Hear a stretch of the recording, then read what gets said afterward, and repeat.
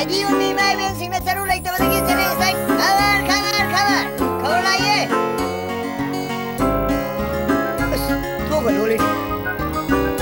Cover तमाम हो गए.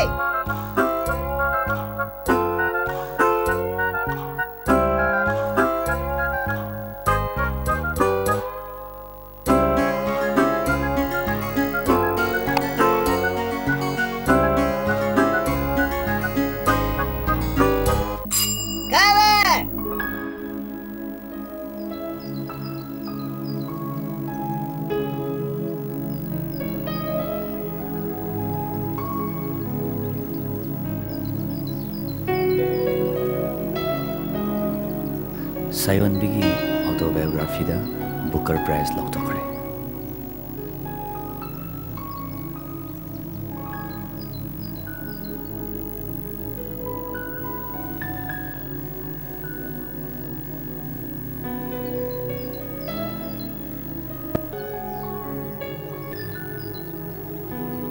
हेलो हेलो नंग असि डिपार्टमेंट लाकद्रा लाकनी ना आई पुंग 10 मखाइगी क्लास नंगनब लाकनी केदौरगे आइना research तोरिबा बाइबिदो ngasi magi autobiography da Booker Prize lauthokre oh adudi yam phaina ado nang ngasi ki paper yengabo adu ngasi di ai ki guide kai unada biyade nang department da lakne harabani na ai horen department da lamdai do ai no phone hoi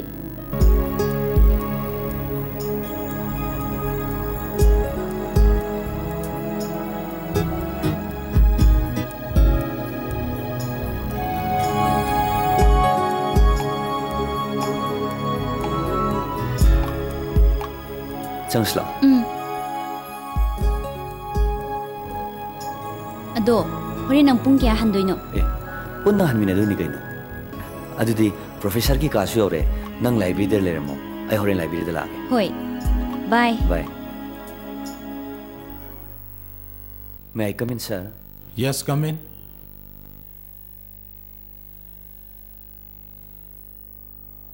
Kaidoreng anba. Nang department da laktaba kuire na. Kari problem lai re? Sir, I Kolkata da seminar ma. Okay. Anyway, you are better to give more labor to complete your research work by the end of this year. Adudagi ai bigi series of chronicle and thematic scenes gi matang da su punamuk data collection tawbungam detail information aduna ai bi masamak hauji hingli bani na mahaki manak ta chalubata nangi research work aduda asuki matik kanagani. Sir, ngasi ki khabar da. Hoi, ma masama ki punsigi wari maduda prithvi ki chaurba Booker Prize haibado laukthokre. Lai ising loina yaure ko. Yaure nene. Chasi.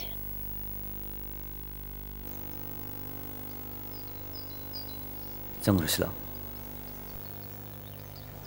Kari kong tang jage ba.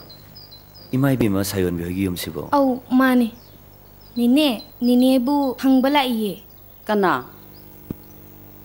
Oh, bunga. Kari haise ba. Imai bi mai nak laksari basi. Kari ko mawari mo tang sana janing ba. Bunga. Ngasi di irai numini. Irai numil asidi ne. Imagi di puja kat pasale. Aduna nakhoi atopa numil amada amuk lao. Nakhoi warawran ko. Pani imai bi ma. Lao selasi lao. Adu ti chache. Nong matan ja jabadu unarase.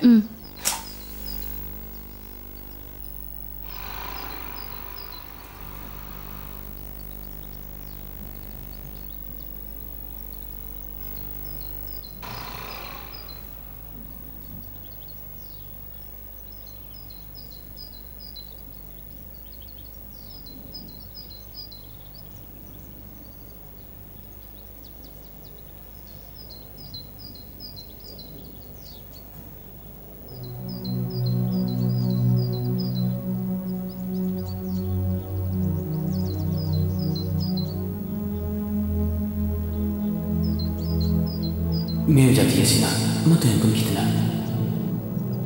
Ayo itu langsung. Enam kau teruk tengok.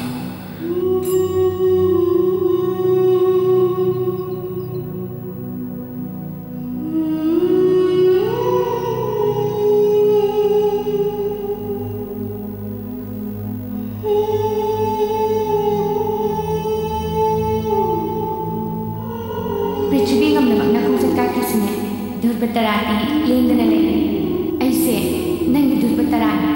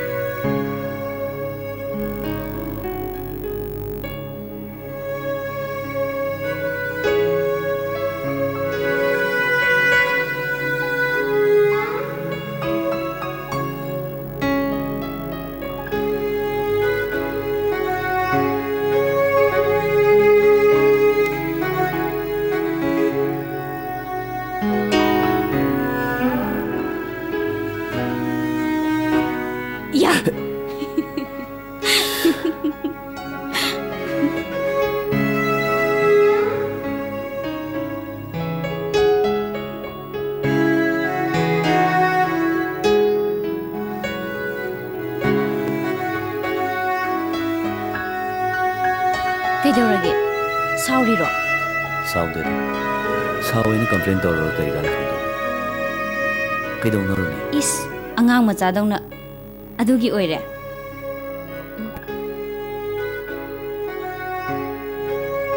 Aise karigum dasu ason mane habise. Itom da khanda se da banate. Nangbu yam son bai type da. Mina di nang se yam tawnga mi hainari poni.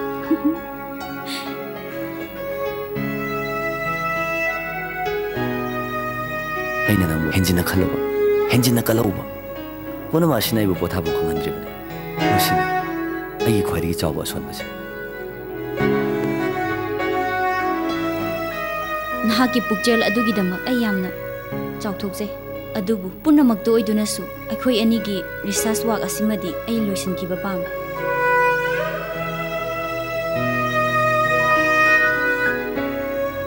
hoi akhoi ni khangnarak podagi masi fawda nang na haibadu yaduna lai adu ai punchi da chena phangbu de ai khak pamde thajanaramba naknaramba kayama lapna khibagi wari kayama miyoibagi itihas na sakhini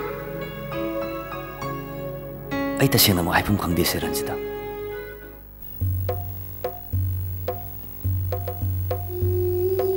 Hairadra yengo.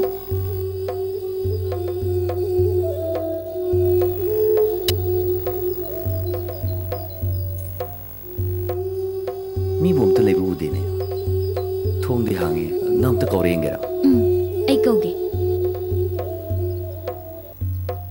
yum sibo mi lai bro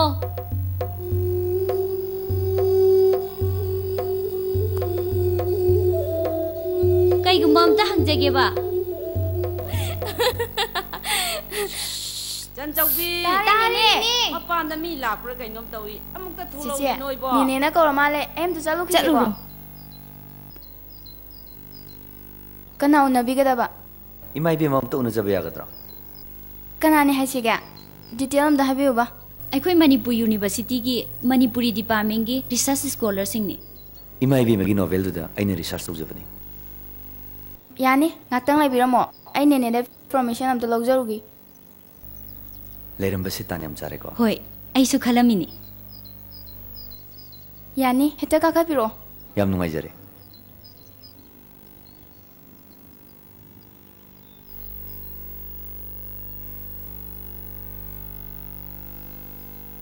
poching se mafam yam chan chan leibong toy karigo makhar di leiba mare soidana leiramgani Jan Tombi nabung khoi lai si sa thang na nabang ta puthora o hoi yani mai be ma akoi thakjare phamu yan na khoi ani su sa gilasa madangi mahau di tang ba yai dana hoi kashu kai de mai be ma hingbagi mahau sabeta amagi mahau mai thiraba punchi amagi mahau adudagi sa gilasa amagi mahau ꯑꯗꯨꯗꯒꯤꯗꯤ ꯏꯃꯥ ꯏꯕꯦꯝꯃ ꯈꯦꯠꯅꯕ ꯄꯨꯝꯅꯃꯛꯁꯤꯕꯨ ꯌꯦꯡꯕ ꯍꯩꯔꯨꯕꯒꯤ ꯃꯍꯥꯎ ꯑꯃꯨꯛ ꯉꯥꯏꯈꯣ ꯉꯥꯏꯈꯣ ꯅꯈꯣꯏꯅꯤꯕꯨ ꯀꯩ ꯂꯩꯒꯦ ꯀꯔꯤ ꯃꯇꯥꯡꯗ ꯈꯟꯅꯁꯤꯒꯦ ꯏꯃꯥ ꯏꯕꯦꯝꯃ ꯑꯩꯒꯤ ꯔꯤꯁꯔꯁ ꯋꯥꯔꯛ ꯑꯁꯤꯒꯤ ꯐꯦꯛ ꯐꯥꯏꯟꯗꯤꯡꯒꯤ ꯃꯇꯥꯡꯗ ꯗꯤꯇꯦꯜꯁ ꯈꯔꯗꯪ ꯏꯃꯥ ꯏꯕꯦꯝꯃꯒꯤ ꯃꯐꯝꯗꯒꯤ ꯁꯖꯦꯁꯟ ꯑꯣꯏꯅ ꯂꯧꯖꯅꯤꯡꯗꯨꯅ ꯂꯥꯛꯆꯕꯅꯤ ꯀꯔꯤ ꯃꯇꯥꯡꯗꯅꯣ ꯍꯥꯏꯌꯨꯅꯦ ꯇꯥꯁꯤ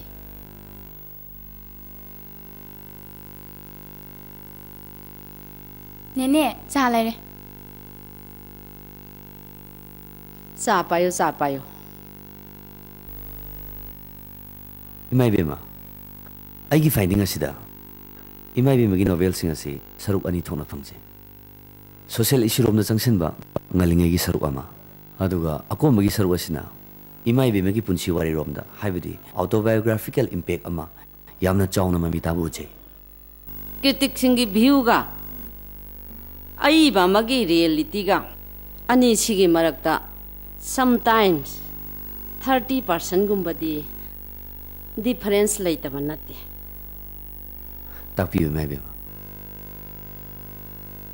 ꯑꯩꯒꯤ ꯅꯣꯚꯦꯜꯁꯤꯡꯁꯤꯗ ꯉꯜꯂꯤꯉꯩꯒꯤ ꯁꯔꯨꯛꯇ ꯗꯣꯃꯦꯁꯇꯤꯛ ꯏꯃꯦꯖ ꯑꯃ ꯑꯗꯨꯗꯒꯤ ꯍꯧꯖꯤꯛ ꯏꯕꯨꯡꯉꯣꯅ ꯍꯥꯏꯈꯤꯕ ꯁꯣꯁꯤꯌꯦꯜ ꯏꯁꯨꯔꯣꯝꯗ ꯑꯃ ꯑꯗꯨꯒ ꯑꯔꯣꯏꯕꯒꯤ ꯁꯔꯨꯛ ꯑꯁꯤꯅ ꯑꯩꯒꯤ ꯄꯨꯟꯁꯤꯒꯤ ꯋꯥꯔꯤꯗ ꯌꯨꯝꯐꯝ ꯑꯣꯏꯕ ꯅꯣꯚꯦꯜꯁꯤꯡꯅꯤ ꯑꯁꯨꯝꯅ ꯁꯔꯨꯛ ꯑꯍꯨꯝ ꯊꯣꯛꯅ ꯈꯥꯏꯗꯣꯛꯄ ꯌꯥꯏ ꯏꯃꯥ ꯏꯕꯦꯝꯃꯒꯤ ꯏꯀꯣꯟ ꯀꯣꯟꯕ ꯂꯥꯏꯔꯤꯛꯁꯤ ꯍꯟꯗꯛ ꯃꯅꯥ ꯐꯪꯉꯤꯕꯁꯤꯅ ꯑꯣꯏꯕꯤꯔꯕ꯭ꯔꯥ ꯍꯣꯏ ꯁꯤꯅ ꯑꯣꯏꯔꯦ ꯍꯥꯏꯕ ꯇꯥꯏ ꯃꯄꯨꯡ ꯑꯣꯏꯕ ꯑꯩꯒꯤ ꯄꯨꯟꯁꯤꯒꯤ ꯁꯔꯨꯛꯇꯤ ꯍꯟꯗꯛ ꯄ꯭ꯔꯥꯏꯖ ꯐꯪꯂꯤꯕ ꯑꯩꯒꯤ ꯑꯣꯇꯣꯕꯥꯏꯑꯣꯒ꯭ꯔꯥꯐꯤ ꯍꯥꯏꯔꯤꯕ ꯅꯣꯚꯦꯜ ꯑꯁꯤ ꯅꯩꯅꯕꯅ ꯍꯦꯟꯅ ꯀꯥꯟꯅꯒꯅꯤ ꯏꯃꯥ ꯏꯕꯦꯝꯃ ꯍꯥꯏꯌꯨꯅꯦ ꯍꯥꯏꯌꯨꯅꯦ ꯋꯥꯔꯤꯗꯣ ꯏꯃꯥ ꯏꯕꯦꯝꯃꯗꯒꯤ ꯗꯥꯏꯔꯦꯛ ꯑꯣꯏꯅ ꯇꯥꯖꯅꯤꯡꯕ ꯍꯤꯗꯟ ꯇꯧꯔꯝꯕ ꯌꯥꯕ ꯏꯃꯣꯁꯅꯦꯜ ꯑꯣꯏꯕ ꯀꯌꯥ ꯑꯃ ꯑꯗꯨꯗꯒꯤ ꯔꯥꯏꯇꯤꯡ ꯑꯦꯛꯁꯄ꯭ꯔꯦꯁꯟꯅ ꯇꯁ ꯇꯧꯕ ꯉꯝꯗꯅ ꯏꯃꯥ ꯏꯕꯦꯝꯃꯒꯤ ꯊꯃꯣꯏꯗ ꯂꯩꯍꯧꯕ ꯄꯣꯏꯟꯠꯁꯤꯡ ꯑꯗꯣ ꯗꯥꯏꯔꯦꯛ ꯑꯣꯏꯅ ꯑꯃꯨꯛꯇꯪ ꯍꯥꯏꯕꯤꯔꯒꯗꯤ ꯍꯤꯗꯟ ꯑꯣꯏꯍꯧꯕ ꯀꯔꯤꯁꯨ ꯂꯩꯇꯦꯗ ꯅꯈꯣꯏꯅ ꯄꯥꯝꯂꯤꯕꯁꯤ ꯋꯥꯔꯤꯗꯨ ꯇꯥꯕꯒꯤ ꯋꯥꯅꯤ ꯅꯠꯇ꯭ꯔꯅꯦ ꯃꯥꯅꯤ ꯏꯃꯥ ꯏꯕꯦꯝꯃ ꯍꯣꯏ ꯏꯃꯥ ꯏꯕꯦꯝꯃ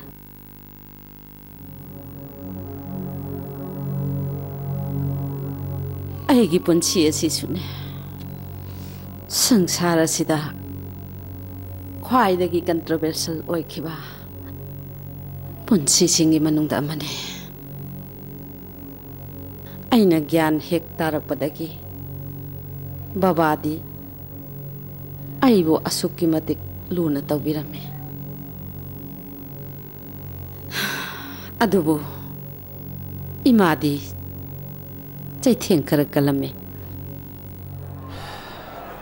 ꯁꯦꯟꯕꯤ ꯑꯩ ꯀꯣꯂꯦꯖ ꯍꯜꯂꯛꯑꯦ ꯀꯩꯅꯣ ꯌꯥꯝ ꯉꯜꯂꯤꯗ ꯍꯧꯖꯤꯛꯄꯨ ꯄꯨꯡ ꯀꯌꯥ ꯇꯥꯔꯒꯦꯅꯦ ꯀꯣꯂꯦꯖꯒꯤ ꯀ꯭ꯂꯥꯁ ꯂꯣꯏꯔꯕ ꯃꯇꯨꯡꯗ ꯄ꯭ꯔꯤꯟꯁꯤꯄꯥꯜꯒ ꯄꯨꯟꯅ ꯃꯤꯇꯤꯡ ꯑꯃꯁꯨ ꯂꯣꯏꯔꯕ ꯃꯇꯨꯡꯗ ꯍꯜꯂꯛꯏꯅꯤ ꯀꯩꯅꯣ ꯍꯩꯃꯥ ꯌꯥꯝ ꯊꯦꯡꯉꯖꯥꯠꯅꯤꯅ ꯑꯗꯨꯗꯤ ꯍꯥꯏ ꯏꯆꯥꯇꯣꯝꯕꯤꯗꯤ ꯂꯩꯕ ꯎꯗꯦ ꯀꯗꯥꯏ ꯆꯠꯈ꯭ꯔꯒꯦ ꯃꯥꯕꯣ ꯍꯧꯖꯤꯛ ꯋꯥꯏꯗ ꯂꯩꯔꯝꯕꯅꯤ ꯁꯥꯟꯅꯕ ꯆꯠꯈ꯭ꯔꯖꯥꯠꯂꯅꯦ ꯏꯆꯥꯇꯣꯝꯕꯤ ꯏꯆꯥꯇꯣꯝꯕꯤ ꯍꯩ ꯕꯕꯥꯅ ꯏꯆꯥꯇꯣꯝꯕꯤꯒꯤ ꯍꯥꯎꯕꯤ ꯂꯩꯔꯦ ꯂꯥꯛꯑꯣ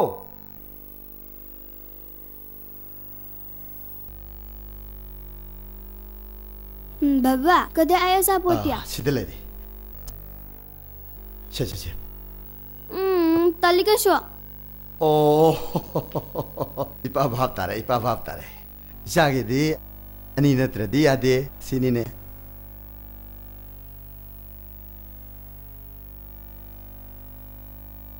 ꯃꯣꯏ ꯕꯕꯥꯅꯅꯦ ꯑꯉꯥꯡꯗꯨ ꯀꯦꯍꯟꯃꯟꯗꯅ ꯂꯣꯏ ꯃꯥꯡꯒꯗꯧꯅꯤ ꯂꯥꯏꯔꯤꯛꯅ ꯄꯥꯎ ꯌꯥꯖꯗ꯭ꯔꯤꯕ ꯅꯦ ꯂꯣꯏ ꯐꯥꯖꯔꯕꯗꯣ ꯐꯥꯔꯝꯃꯅꯤ ꯌꯥꯝ ꯐꯥꯔꯝꯃꯅꯤ good very good loina farbo jabu very good ishade mangoida kadai digi mangbu ya ponte aphawbu jati sigi mahut chinba ngamba mish ama nongmudi shoidana oidorimnine baba aigi ming chambi kauri bashe karigino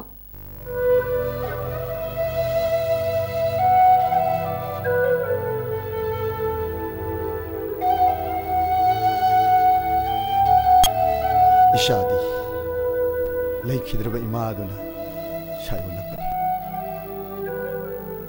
ꯏꯁꯥꯅ ꯇꯥꯏꯕꯪ ꯃꯪ ꯐꯥꯎꯅꯗ꯭ꯔꯤꯉꯩ ꯊꯥ 4 ꯈꯛꯇ ꯉꯥꯏꯔꯤꯉꯩꯗ ꯄꯨꯝꯅꯃꯛꯁꯦ ꯕꯕꯥꯒꯤ ꯃꯪꯂꯥꯟꯗ ꯍꯥꯏꯔꯝꯃꯤ ꯄꯨꯝꯅꯃꯛꯁꯤꯗꯒꯤ ꯕꯕꯥꯅ ꯅꯪꯕꯨ ꯁꯥꯏꯌꯣꯟꯕꯤ ꯀꯧꯈꯤꯕꯅꯤ ꯑꯣ ꯑꯗꯣ ꯕꯕꯥ ꯑꯩ ꯁꯥꯟꯅꯕ ꯆꯠꯂꯒꯦ 이마 ꯑꯩ ꯁꯥꯟꯅꯕ ꯆꯠꯂꯦ ꯍꯦ ꯉꯟꯅ ꯍꯜꯂꯛꯎꯀꯣ ꯊꯦꯡꯉꯗꯤ ꯑꯩꯗꯤ ꯌꯥꯔꯣꯏꯍꯦ ꯍꯣꯏ 이마 ꯑꯩ ꯉꯟꯅ ꯍꯜꯂꯛꯀꯦ 라주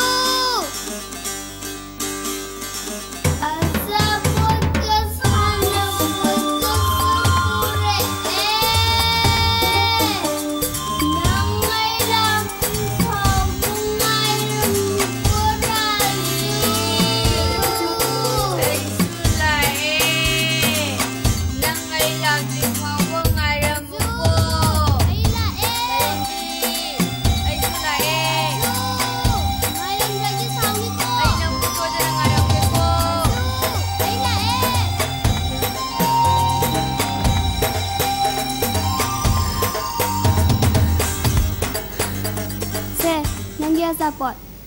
Lo phamo si lo.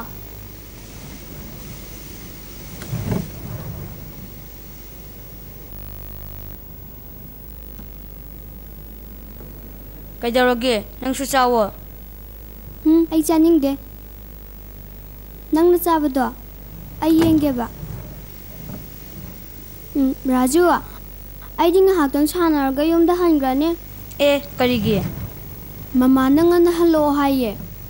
ꯊꯦꯡꯉꯗꯤ ꯍꯣꯔꯦꯟ ꯑꯌꯣ 나예 타도 하라가 나드라 나예 ꯑꯁ 나람니보 ꯑꯗꯨ ꯑꯣꯏꯔꯗꯤꯅꯦ ꯈꯣꯡꯅꯥ ꯃꯔꯨꯝꯁꯤꯗ ꯑꯗꯨꯝ ꯂꯣꯠꯂꯒ ꯂꯩꯁꯤꯔꯥ ꯇꯜꯂꯤ ꯀꯤꯖꯩ ꯑꯩꯈꯣꯏ ꯄꯨꯄꯨꯅ ꯅꯪ ꯂꯧꯕ ꯁꯣꯏ ꯂꯥꯛꯀꯅꯤ ꯑꯩꯈꯣꯏ ꯄꯨꯄꯨꯅ ꯀꯩꯁꯨ ꯂꯧꯕ ꯂꯥꯛꯑꯣꯏꯌꯦ ꯑꯗꯣ ꯑꯩꯈꯣꯏ ꯄꯨꯄꯨꯒꯤ ꯁꯒꯣꯜꯗꯣ ꯇꯣꯡꯁꯤꯔꯥ ꯇꯜꯂꯤ ꯀꯤꯖꯩ 이스 나무수 똥이드디 아이디 기비데 아코이 부부기 샤골도 아이가수 얌 루나 티네바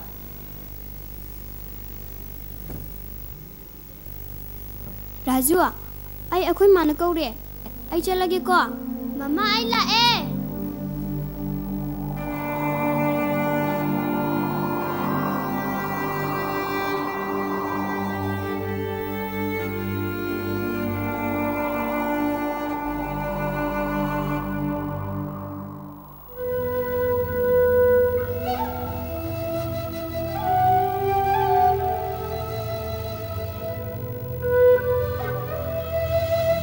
ꯑꯩꯈꯣꯏ ꯑꯅꯤ ꯑꯉꯥꯡ ꯑꯣꯏꯔꯤꯉꯩꯗꯒꯤ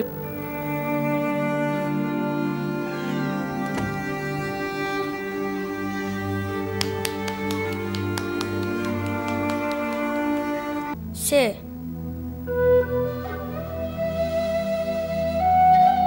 ꯑꯗꯨꯗꯤ ꯑꯩ ꯆꯠꯂꯒꯦꯀꯣ ꯑꯩꯈꯣꯏ ꯑꯅꯤ ꯎꯅꯗꯅ ꯅꯣꯡꯃꯇꯁꯨ ꯍꯧꯈꯤꯗꯦ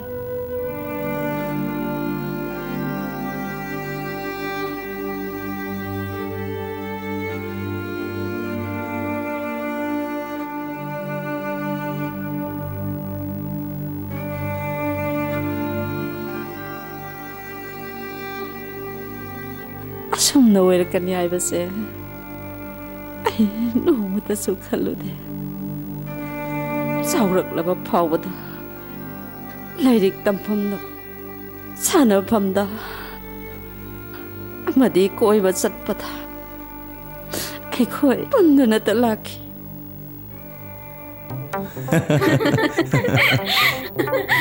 ꯉꯁꯤꯁꯤꯕꯨ ꯑꯣꯖꯥꯁꯨ ꯊꯣꯛꯂꯛꯇꯦ ꯔꯥꯖꯨꯁꯨ ꯂꯥꯛꯇꯦ ꯀꯩꯗꯧꯅꯕ ꯌꯥꯎꯔꯖꯥꯠꯅꯣ ꯅꯍꯥꯟꯒꯗꯤ ꯔꯥꯖꯨꯗꯣ ꯉꯟꯅ ꯂꯥꯛꯄꯅꯤꯅꯦ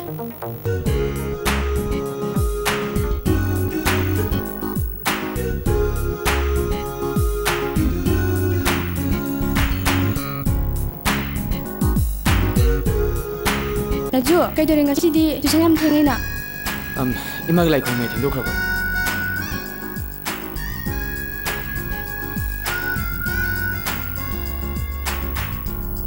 ꯌꯦꯡꯉꯣꯏ ꯅꯣꯏ ꯑꯣꯖꯥꯗꯣ ꯉꯁꯤꯗꯤꯅꯦ ꯑꯔꯨꯕ ꯊꯕꯛ ꯑꯃ ꯂꯩꯌꯦꯅ ꯉꯟꯇꯥ ꯆꯠꯊꯣꯛꯈ꯭ꯔꯦ ꯑꯗꯨ ꯉꯁꯤꯗꯤ ꯇ꯭ꯌꯨꯁꯟꯁꯦ ꯇꯣꯛ ꯇꯥꯔꯦ ꯅꯣꯏ ꯁꯥꯎꯔꯅꯨꯀꯣ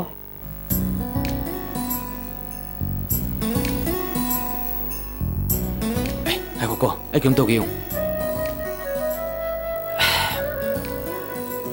ꯅꯪ ꯂꯩꯇꯨ ꯄꯤꯔꯣ ꯅꯪ ꯉꯔꯥꯡ ꯑꯩꯅ ꯍꯥꯏꯕꯗꯣ ꯚꯥꯞ ꯇꯥꯔꯅꯤꯀꯣ ꯁꯦ 시기 챕터시드기 의사생도 램 방하니 윌리엄 셰익스피어 하ብ시 잉글리시 라이터 생기 문ungda ख्वाइदि controversial लगिबा mission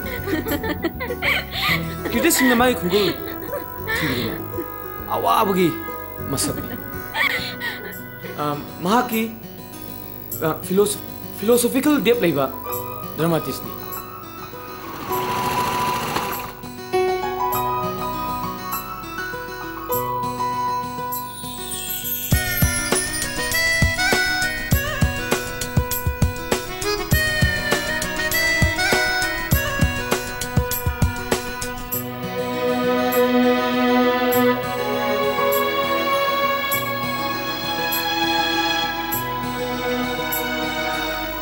Waru biyadi, ngasi kitang thingdokre ko.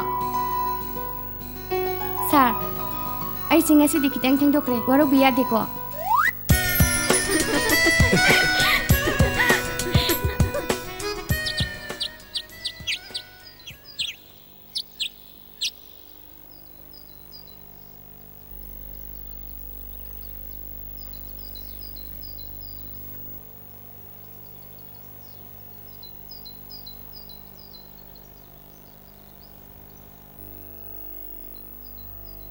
ꯐꯝꯃꯣ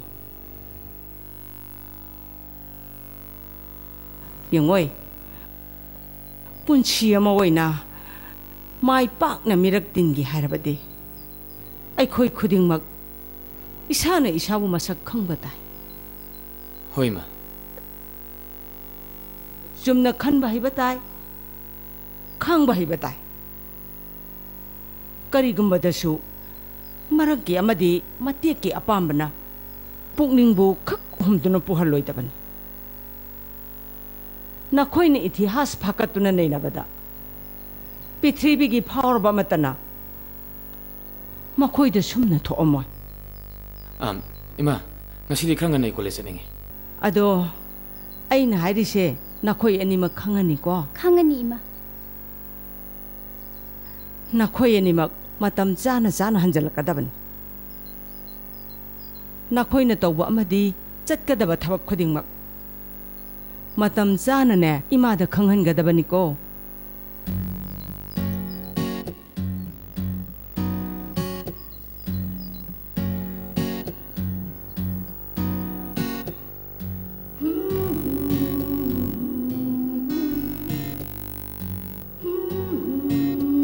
kai chalui no Wanglen dah hang badi ngasai na loi kre hai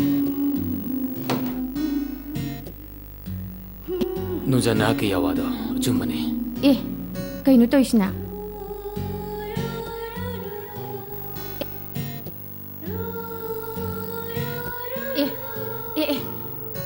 kai gi no thong lo le du ba thong do lo kino ba librarian changa kini hai bani tumilayo Yawa konjel thokna ahing tangla wo theng basida noja oibi nakpo tanoi sim na challage is masa siga toiseng thong jam ta hang so haibani librarian changa kini haibani chalo hema namu librarian do long mama khumdoi gun noja oibi nakpo Tangma kana na kan bigani. Kahin to ispa. Ingang paktak na hange. Imu panpen na hange. As. Masa siga. Hingjara kanu ko. Achai jra thomi. Lai ga unar ba khamdi.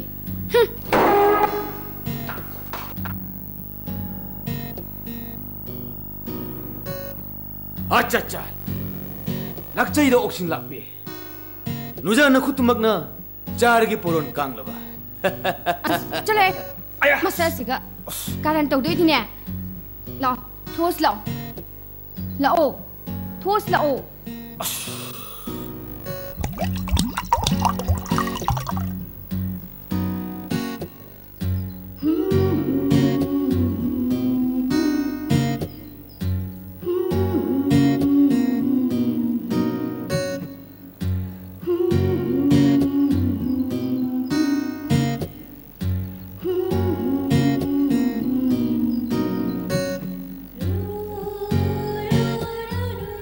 ꯁꯦꯝꯕꯤ ꯏꯁꯤꯡ ꯁꯣꯏꯔꯣ ꯑꯧ ꯃꯤ ꯃꯆꯥꯗꯤ ꯊꯕꯛ ꯌꯥꯝ ꯐꯩꯀꯣ ꯈꯪꯗꯦꯗ ꯎꯄꯥꯏ ꯂꯩꯇꯕꯅꯤꯅ ꯊꯕꯛ ꯐꯔꯤꯕ ꯍꯥꯏꯗꯨꯅꯤ ꯑꯗꯨ ꯅꯠꯇꯦ ꯅꯪꯕꯨ ꯀꯗꯥꯏ ꯆꯠꯇꯣꯏꯅꯣ ꯅꯨꯃꯤꯠ 5ꯅꯤ ꯁꯨꯗꯦꯅꯦ ꯉꯁꯥꯏ ꯂꯩꯊꯣꯛꯈ꯭ꯔꯦ ꯀꯣꯂꯦꯖꯀ ꯆꯠꯇ꯭ꯔꯦ ꯏꯁꯥꯁꯦ ꯕꯣꯔꯤꯡ ꯌꯥꯝ ꯆꯨꯕ ꯐꯦꯁ ꯑꯣꯏꯊꯣꯛꯅꯕꯅ ꯅꯨꯡꯗꯥꯡꯋꯥꯏꯔꯝ ꯀꯣꯏꯊꯣꯔꯛꯄꯅꯤꯗ ꯃꯅꯤꯄꯨꯔꯁꯤꯗꯤꯅꯦ ꯄꯨꯔꯥ ꯂꯣꯏꯔ ꯄꯣꯠꯅꯤ ꯀꯥꯟꯗꯤ ꯅꯩꯅꯔꯨꯗꯅ ꯑꯩꯈꯣꯏ ꯅꯨꯡꯉꯥꯏ ꯂꯣꯏꯔꯦ ꯀꯩꯅꯣ ꯊꯣꯏ ꯅꯪ ꯏꯁꯤꯡ ꯁꯧꯒꯗꯣꯏꯔꯥ ꯑꯧ ꯗꯥꯋꯥꯡꯂꯦꯟ ꯑꯗꯣ ꯅꯣꯏ ꯇꯥꯃꯣ ꯂꯩꯍꯧꯕ꯭ꯔꯣ ꯂꯩꯍꯧꯋꯦ ꯀꯩꯗꯧꯍꯧꯒꯦ ꯃꯥꯒꯤ ꯀꯥꯗ ꯂꯥꯏꯔꯤꯛ ꯄꯥꯕ ꯃꯥꯜꯂꯦ ꯁꯥꯌꯣꯟꯕꯤ ꯑꯃꯗꯣ ꯂꯥꯏꯔꯤꯛ ꯄꯥꯕ ꯊꯨꯒꯥꯏꯈꯤꯒꯦ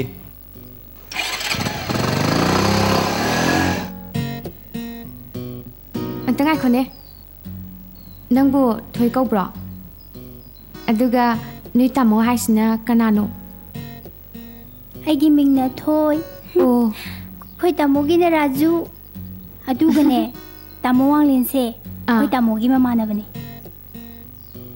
ꯅꯪꯗꯤ ꯅꯍꯥꯟꯈꯩ ꯎꯗꯦꯅ ꯅꯁꯛꯁꯨ ꯌꯥꯝ ꯐꯖꯩ ꯅꯪ ꯑꯩꯕꯨ ꯈꯪꯗ꯭ꯔꯣ ꯈꯪꯗꯦ ꯑꯩꯁꯨꯅꯦ ꯅꯣꯏ ꯇꯥꯃꯣꯒꯤ ꯃꯃꯥꯟꯅꯕꯤꯅꯤ ꯑꯣ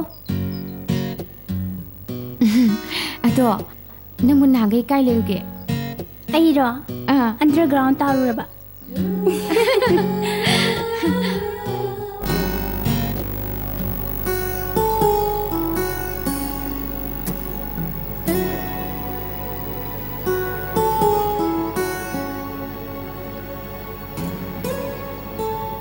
ꯊꯣꯏ ꯁꯦ ꯇꯥꯃꯣ ꯈꯤꯇꯪ ꯌꯧꯕꯤꯔꯝꯃꯣ ꯍꯣꯔꯦꯟ ꯇꯥꯃꯣ ꯍꯜꯂꯛꯄꯗꯅꯦ ꯅꯪꯒꯤ ꯆꯣꯀ꯭ꯂꯦꯠ ꯑꯃꯗꯤ ꯁꯣꯏꯗ꯭ꯔꯕꯅꯤ ꯉꯝꯃꯣꯏ ꯃꯁꯥ ꯃꯁꯥ ꯁꯨꯅꯕꯤꯅꯤ ꯌꯥꯝ ꯇꯜꯂꯒꯅ ꯉꯔꯥꯡ ꯅꯨꯄꯤꯗꯨꯗ ꯍꯦꯛ ꯁꯣꯜꯂꯨ ꯅꯪ ꯅꯨꯄꯤ ꯀꯅꯥꯅꯣ ꯍꯥꯏꯁꯦ ꯉꯔꯥꯡ ꯏꯁꯤꯡ ꯁꯣꯛꯐꯝꯗ ꯋꯥ ꯉꯥꯡꯉꯤꯅꯦ ꯀꯥꯏꯅ ꯀꯣꯊ ꯆꯤꯡꯊ ꯍꯪꯕ ꯅꯨꯄꯤꯗꯣ ꯅꯣꯏ ꯄꯥꯔꯇꯤ ꯑꯣꯏꯔꯝꯅꯤ ꯃꯉꯣꯟꯗ ꯍꯦꯛ ꯁꯣꯍꯜꯂꯨ ꯀꯅꯥꯅꯣ ꯉꯥ ꯅꯨꯄꯤ ꯍꯥꯏꯕꯣ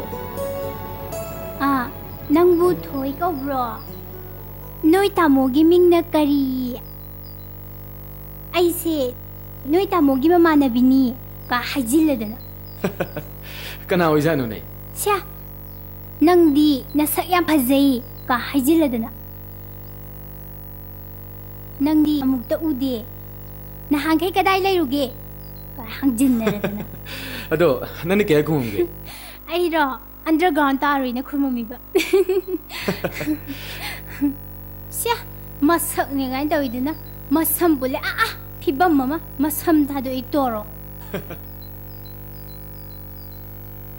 ꯑꯗꯨꯕꯨꯗꯤ ꯃꯁꯛꯀꯤ ꯋꯥꯗꯤ ꯏꯆꯟ ꯇꯣꯝꯕꯤꯅ ꯁꯤꯟꯅ ꯄꯣꯟꯇꯤꯗ ꯍꯧꯖꯔꯛꯀꯅꯨꯀꯣ ꯇꯥꯃꯣ ꯅꯪ ꯑꯁꯦꯡꯕꯅꯤ ꯀꯩꯗꯧꯔꯒꯦ ꯇꯥꯃꯣ ꯅꯪ ꯇꯥꯃꯣꯗ ꯍꯥꯏꯖꯜꯂꯒꯦ ꯅꯪ ꯁꯣꯔꯤ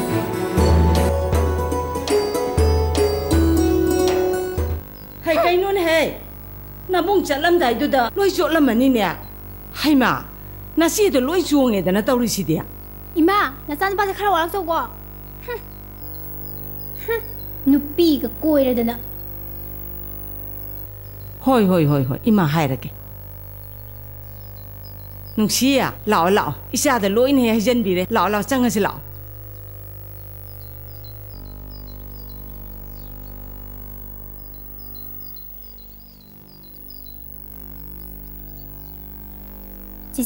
ꯆꯦꯆꯦꯗ ꯂꯣꯏ ꯆꯣꯡꯈ꯭ꯔꯦ ꯁꯥꯎꯅꯨꯀꯣ ꯁꯥꯎꯗꯦꯗ ꯑꯗꯣ ꯀꯔꯤꯒꯤ ꯁꯥꯎꯅꯩꯅꯣ ꯁꯨꯝ ꯂꯛꯅꯕ ꯑꯗ ꯁꯥꯎꯅꯤꯡꯉꯛꯏꯕ ꯅꯨꯡꯁꯤꯗꯨꯅ ꯂꯛꯅꯕ ꯑꯣꯏꯔꯝꯒꯅꯤꯌꯦ ꯅꯣꯏ ꯌꯥꯝꯕꯨꯡꯁꯦ ꯃꯍꯧꯁꯥꯒꯗꯤ ꯏꯃꯥꯟ ꯃꯥꯟꯅꯗ꯭ꯔꯦꯀꯣ ꯑꯗꯨꯕꯨꯔꯣ ꯅꯨꯄꯤ ꯀꯣꯏꯅꯤꯡꯉꯛꯏꯕ ꯑꯗꯨꯅ ꯍꯧꯖꯤꯛꯀꯥꯟꯗꯤ ꯃꯥ ꯌꯥꯝ ꯅꯨꯡꯉꯥꯏꯔꯝꯃꯅꯤ ꯑꯩꯈꯣꯏ ꯄꯨꯟꯅ ꯍꯤꯡꯃꯤꯟꯅꯔꯤꯕ ꯃꯔꯛꯁꯤꯗ ꯀꯅꯥꯒꯨꯝꯕ ꯈꯔꯅ ꯅꯨꯡꯉꯥꯏꯔꯤꯕ ꯀꯅꯥꯒꯨꯝꯕ ꯈꯔꯅ ꯋꯥꯖꯔꯤꯕ ꯄꯨꯟꯁꯤ ꯑꯁꯤꯗ ꯀꯜꯂꯛꯎꯕ ꯈꯝꯕꯜꯖꯔꯨꯕ ꯍꯥꯏꯕ ꯋꯥꯈꯜ ꯑꯁꯤꯃꯇꯪ ꯊꯥꯗꯣꯛꯄ ꯉꯝꯂꯝꯂꯕꯗꯤ ꯄꯨꯛꯅꯤꯡꯗ ꯁꯥꯟꯇꯤ ꯁꯣꯏꯗꯅ ꯂꯩꯔꯝꯒꯗꯕꯅꯤ ꯑꯧ ꯂꯥꯛꯑꯦ ꯏꯃꯥ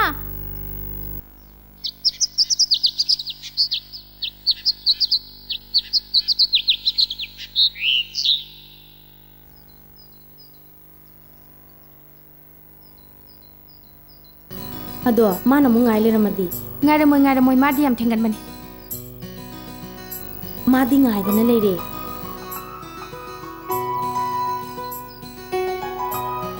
lakpada ngarang hinida noi hero se mayam phaiko noidi hingchabisidi raju kyam kuire yorokpa pungdum de yeng hai de fadaba ngai bagi nungai basu leibanida theng thopin ngai basi lengani ado fare noini wari ta hoko ai asai phawdang thokige ko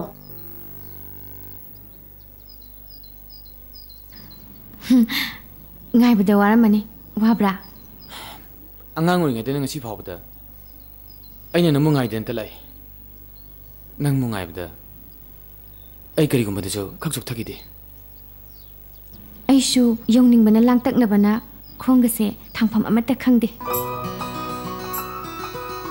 nang nei bu nusi biba ai dam da khandi ba ai ta sinama chau thuk je kari gum bada itom ta mak sakhali nungsi ba habse mau bu bulen di sele kari gum bada na thingbi na ba leitraba safu kalaba pungningi chele mane angang oiringai tegina ngasi phawbada asuk sangkhraba numit tha chayol amata dasu ekhoi ani phaminadana haukhidre taseng mani sayonbi aina nang manu sibase kari gomada posak man mo sin mangam labade posak dugi mafamda tasmal soina mai thiram gani ne sabetana ekhoi ni gi warida Romeo Juliet pusa soina kauna ramgani nangnadi aise puksel pi harakani kishuna taba pangkhan khanjalu banara aine puksel piklu banara ahing kaya tumba yadana nongan ki kari gomade so namitha tawan michak singso khongchat karak tuna chujagran chandragran thokli ai sunang mukhaman mana ahing kya tum kide to sisi nimitha thawa michak prithvi ngamna makna khongchat kai khrisune durbatarati lengdana leirani aise nangi durbatarani tangore bingak samdu tarakliba sanagi mari lik adugi maton yandariba medal dugi nungi machuga nangi kuchuga athoi hen chang onbada ai midani se tasina machuk thare sayonbe is hore khara ja tho phamo mine ukraga khara ja tho phamo ba minu ro kidoge kokjin tho lore geno is yam ngambai ta ta khangjari bungo narin mata duga pare dudi chinta hema hagi tawne ba thado hagi tawne ba adune ba tawno ba ngamsing ngamde ba ho thona phabai bungo khudang guti emni ne masa suga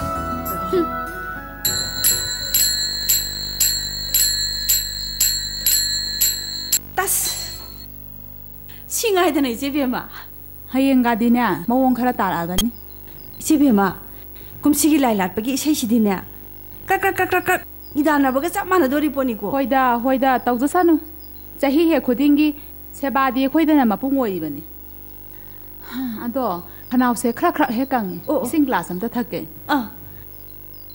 bema cha thoibi ya ising glass amta puthoro nane si ising yang khorange ye ado ijebema mokhoi rongi sune hanakti yam kanna honari na tai tawjasanu kayam kanabu tawgani habage na silerese nane da piyo isa ising je hawdok malibu hawni ne toti ising ni amta ngai khon he nini kai haige nang se ima oidori bani ne ai bo kumda mak namaga aiga tanaba loirabane ngamjaroi ai ne yunga pan kiroi ko ni ne hagi dauna aseng bani ne is sa du suma sak mata wati so poida sakhen bia ai di ne kuina ga ngai ba ngam la roi ko as ai di imau yam na pa ma sa ne kuiraroi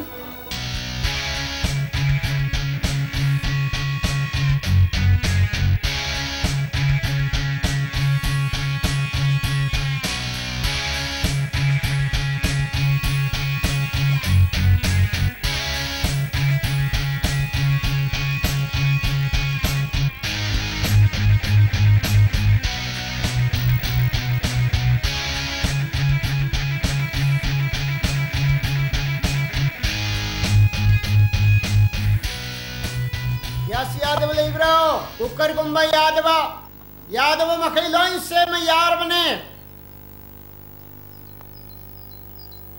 gas Yadav ले bro cooker गुम्बा Yadav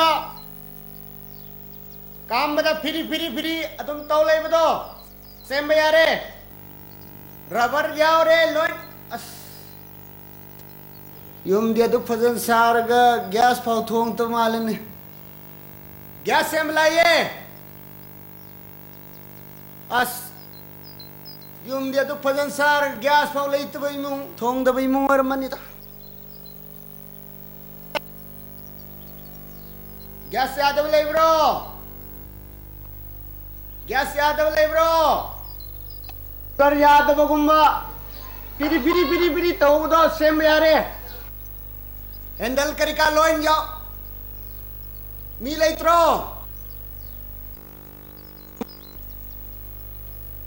yum दे सुख फजन सार gas अंफाव थोंग त्रमान gas से मिलाइए अस yum दे अदुक फजन सार gas पाव थोंग तबा yum अदुक फजन सार gas पाव थोंग तबा gas से बदे की कौबने नवारी नी 사연비 등에 거네 Kay nulo ke? matang mutamdi kharasa phatre nang na yu lana loki basi adu wai lana de lohonde ngasidi ai nangon gi arep makhang pami Kay matang no ay bhap tadre. nangi do aingon kare na mali Asing mani lo ke? Kari wano haiba ay bhap ta bangamre. nang ai ahalaman sing na haina sinerabani punamak sina maram morika asuk sangkro matam se kana gumbi amata gasu mari leinaktri masi punamak nangi ahalaman singa ai imaga leinariba thajana budagi makha ponani Loken akoy angang natre.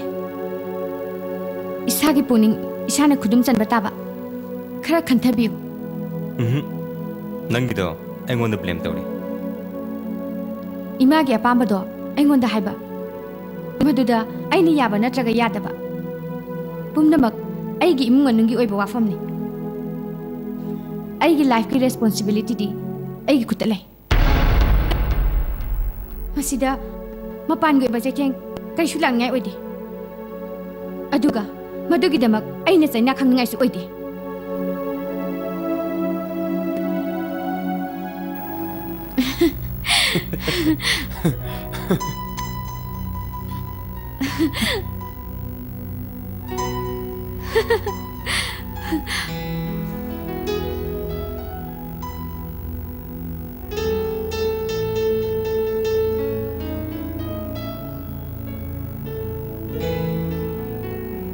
Kaygino nang adamun yengi duwa. Kasi tawde nang mo yenglaga nanakta phamaga da bodai achikpa ahingda achachata lingli pali bakhibi santi gi lerambina nausum se saktana them khibagum nangni nakta phamingai ei sangsa se kalpa kasilite Aishu nang bu themagi khanduna nangi nakta la phamisidi aseng mane sayonbe puli taloba telangana as kalabanu sigi saumda mege khangdana paibagum punchi se nangi na famne khongsat kairabane Mimana dana chakraga aidi mangjabaga ngamoi ko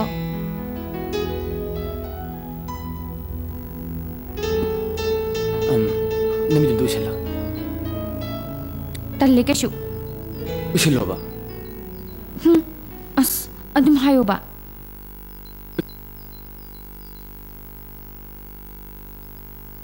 ushiloba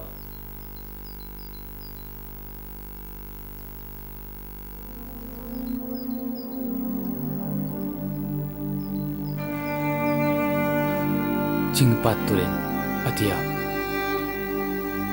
lajing ngam namakna ngasidi sakhi wasna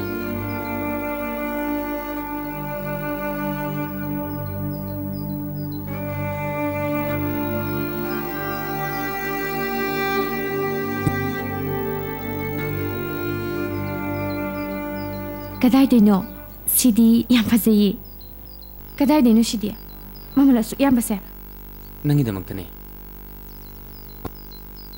मफम मतम चाबदा piggy खंदन थमकपने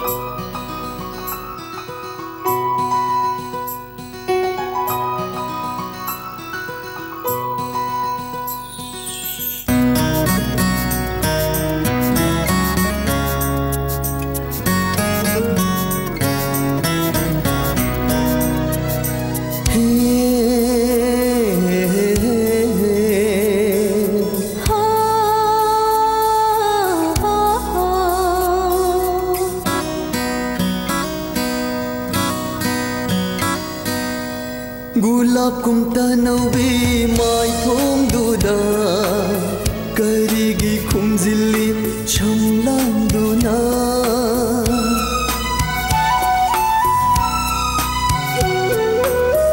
गुलाब कुमता नौबी माई थोंग दुदा करीगी खुमजिल्ली छमलांदुना मोमोन अमुक्ता नोगला कुबा मुमुन अमुक्ता नोगला कुबा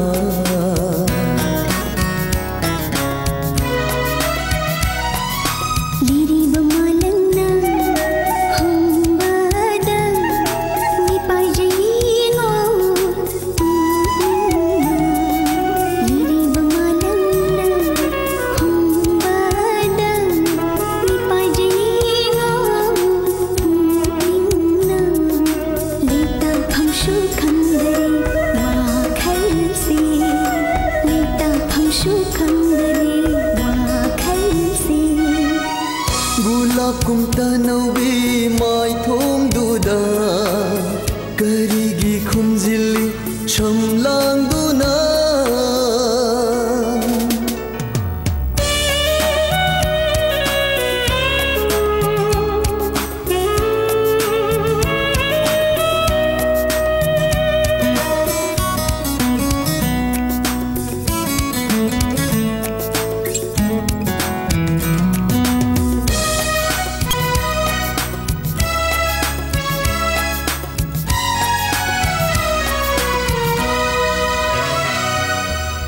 जत्नबिगी कल्लाब लीपुन्ना लिप्लरबदा चिंजागु इमांदा करियोय हानी नींगुल पुंशीना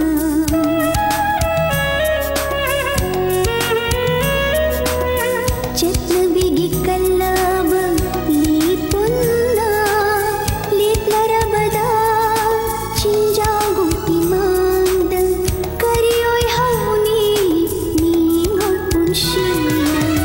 लाक्ससनु तमथीबा नोंग लई मायुग नगनी पुंसीना नंगी नामा लेप्लरबदा नंगना इनाक लेंगदना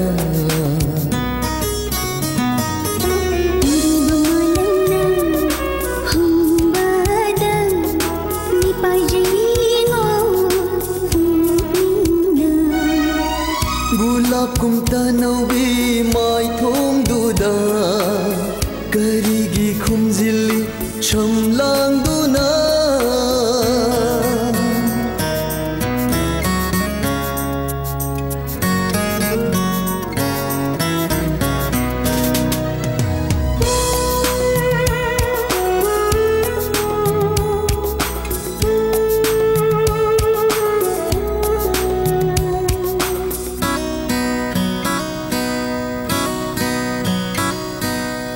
थादुप्पिगनु मा पोखोरिंद फंजगे सेवा नुशिनंगिदामा पुंशी सिनलरिंगै थवाइगा हचांगा खाई नदीफा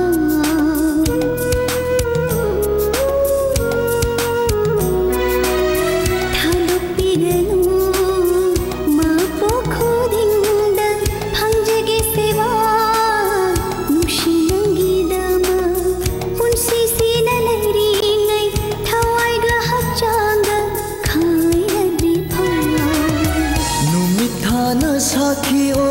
थादोꯛꯂꯔꯣꯏ ꯄꯨꯟꯁꯤꯅ ꯀꯩꯗꯧꯅꯨꯡꯗ ꯊꯋꯥꯏ ꯑꯣꯏꯕꯤ ꯅꯪꯕꯨ ꯄꯨꯟꯁꯤꯒꯤ ꯑꯔꯣꯏꯕ ꯃꯤꯀꯨꯞꯇꯨ ꯐꯥꯎꯕ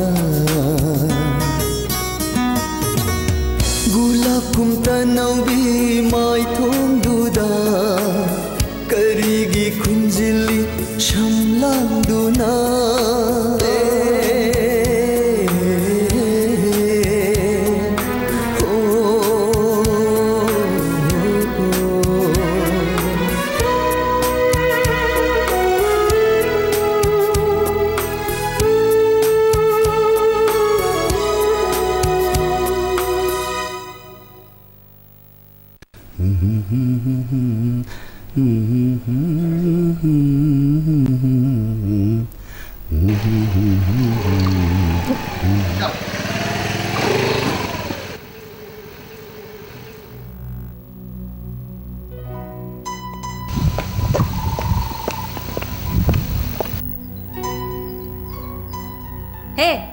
कदाई चले सामथिंग अब हाँ इमा ए कॉलेज चलो बनी यस कॉलेज से बंदंग ना तोम तन तम ब्रो नोई बाबा से कॉलेज को जानी नहीं है वजा ngai ko da mama ing na tamna khana ba ya wa nga moi बाबा की इंग तप दुदनी नचा नुपी सिना मांग दोइसे इस मोन सेंगाव हेला आदना हयेंग दगी दिने ट्यूशन के लेपिरो आई पाउ जा जा याम तार जानी ngai ko ai bani mama nang bo amuk ta tap to ko tap to bagi kana barsu yam na lei bani इस हाइबे इंद्रगा मांगजेगे हाइदिर खंगदिने इस मखोइने खल्लिबो अखोइसिबो करिमता खंगद्र उद्रदौना चातोंबी के हैगी बाबा बाबा की नाक लाओ बाबा वा हैगे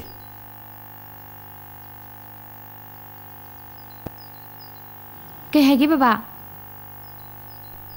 ngai ko isabu ngasi kadai kadai chalurage ne Baba I college तगी थोलागा इमानबी Mayem चथौरे yengoi namana haribase manipur gi law and order se masigi pibam sinani ai khoi gi leipak se ain leitraba mapi mapa leitraba lamdam ama haibado oirabani ishana ishagi punsi gi riks ishana logjaba tabani leibaga sida teng tharobada nungsibir kadaba leite wakalubada tabi nabasu leite yamna lubu matamni ai khoi kuding mak ase yamna section ma mathau tai ओ बाबा yelho ngai de gi ngasi phawbada hojik phawbada chatliba perat che manipur gi itihas da khwaidi gi lurba tangkak amu oiduna asuma lehorga dabani होय बाबा chalo chalo napinaron hongtok chero chalo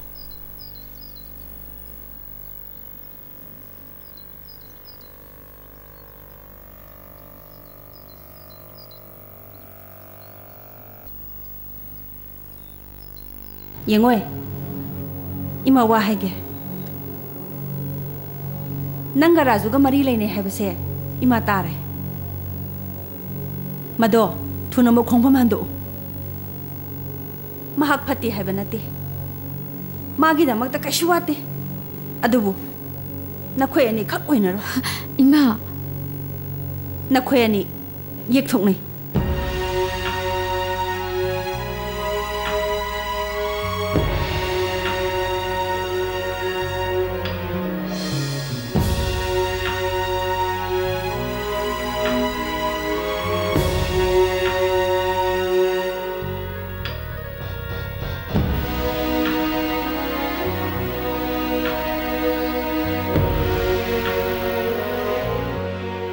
Manipur की पंजने साक्षिदिने Guinness record संबियारनी ngakone ai ni ngai di banjinal saksingje numit sangdana kiudu le madagi lonjana ba yawe ne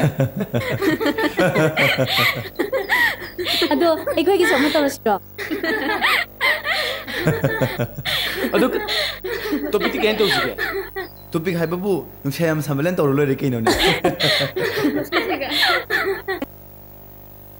यंगोय नोय ओजादो ममित नुंगाइते लारिक तंबसे मतम खरा लेखि सेना हायरमिने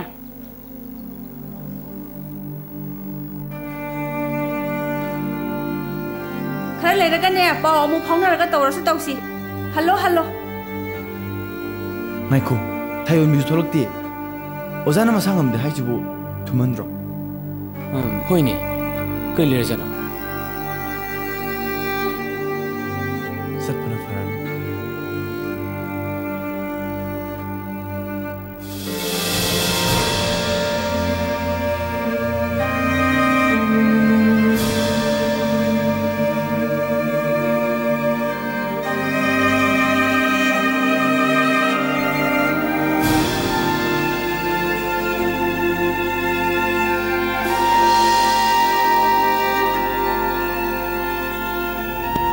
ꯌꯦꯡꯉꯣꯏ ꯄꯨꯟꯁꯤ ꯍꯥꯏꯕꯁꯦ ꯐꯥꯒꯤ ꯅꯠꯇꯦ ꯑꯩꯕꯨꯗꯤ ꯌꯥꯔꯒꯦꯅꯦ ꯅꯈꯣꯏꯕꯨ ꯃꯤꯌꯥꯝꯅ ꯁꯣꯏꯗꯅ ꯏꯟꯊꯣꯛꯄꯤꯒꯅꯤ ꯇꯨꯀꯠꯆꯅꯒꯅꯤ ꯇꯤꯟꯁꯤꯠꯅꯒꯅꯤ ꯃꯗꯨꯒꯤꯗꯃꯛꯇꯕꯨ ꯀꯞꯐꯝ ꯊꯣꯛꯄ꯭ꯔꯣ ꯀꯞꯐꯝ ꯊꯣꯛꯇꯦ ꯀꯞꯀꯅꯨ ꯑꯩ ꯃꯈꯣꯏꯗ ꯆꯠꯂꯒ ꯏꯆꯦꯕꯦꯝ ꯑꯗꯨꯒ ꯁꯣꯏꯗꯅ ꯋꯥꯔꯤ ꯁꯥꯟꯅꯔꯨꯒꯅꯤ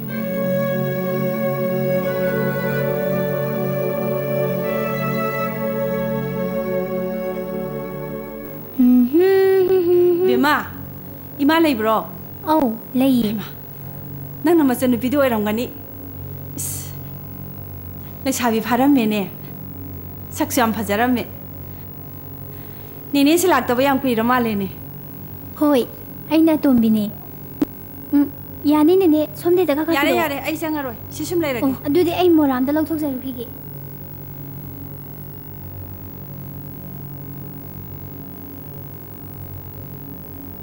네네, 지정하다 판비요. 야래 야래.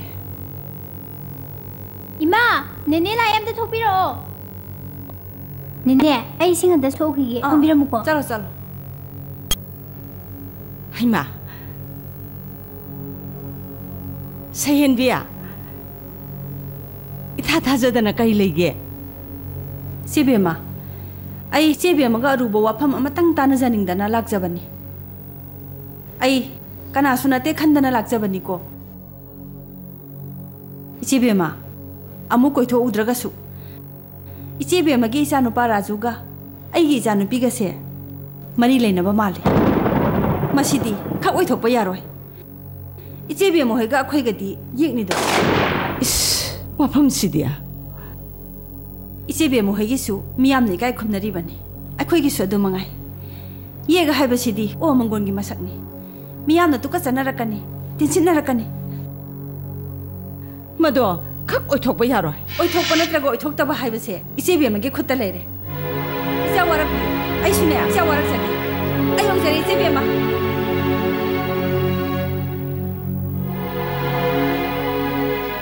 करी आइगी जानो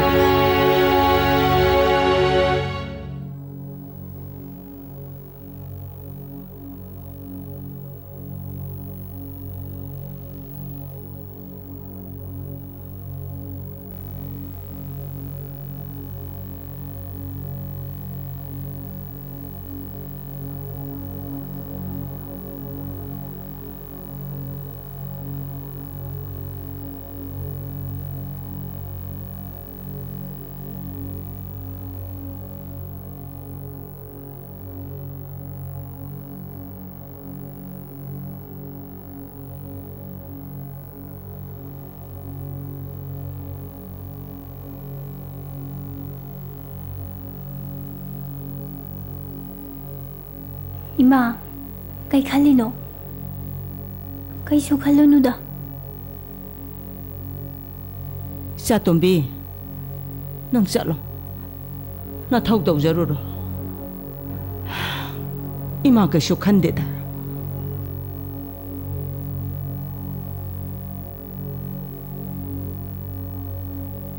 इमाने नबुंगदो लाकपा ngahakta ngaikige चंगो चंगो होय इमा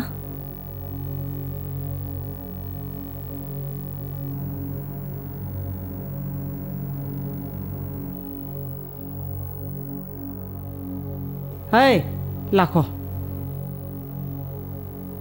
केदोरगी मा हचान नोइत्रबो फमो वारी सासी केदोरगी मा फमो वारी सासेबा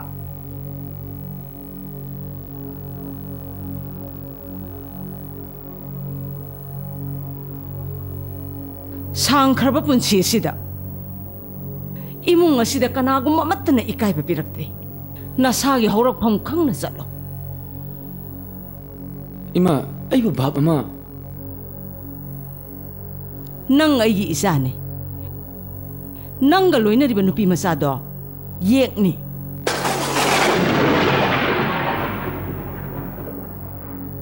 ꯅꯈꯣꯏ ꯑꯅꯤ ꯈꯛ ꯑꯣꯏꯅꯕ ꯌꯥꯔꯣꯏ. ꯌꯦꯛ ꯍꯥꯏꯕꯁꯦ ꯎ ꯃꯪꯒꯣꯟꯒꯤ ꯃꯁꯛꯅꯤ. ꯋꯥꯐꯝ ꯑꯁꯤꯒꯤ ꯃꯇꯥꯡꯗ ꯑꯃꯨꯛ ꯍꯟꯅ ꯄꯥꯎ ꯇꯥꯍꯜꯂꯛꯀꯅꯨ. ꯀꯔꯤꯒꯨꯝꯕ ꯅꯪꯅ ꯃꯁꯤ ꯉꯥꯛꯄ ꯉꯝꯗ꯭ꯔꯕꯗꯤ ꯑꯩ ꯃꯐꯝ ꯑꯁꯤ ꯊꯥꯗꯣꯛꯇꯨꯅ ꯆꯠꯈꯤꯕ ꯇꯥꯕꯅꯤ.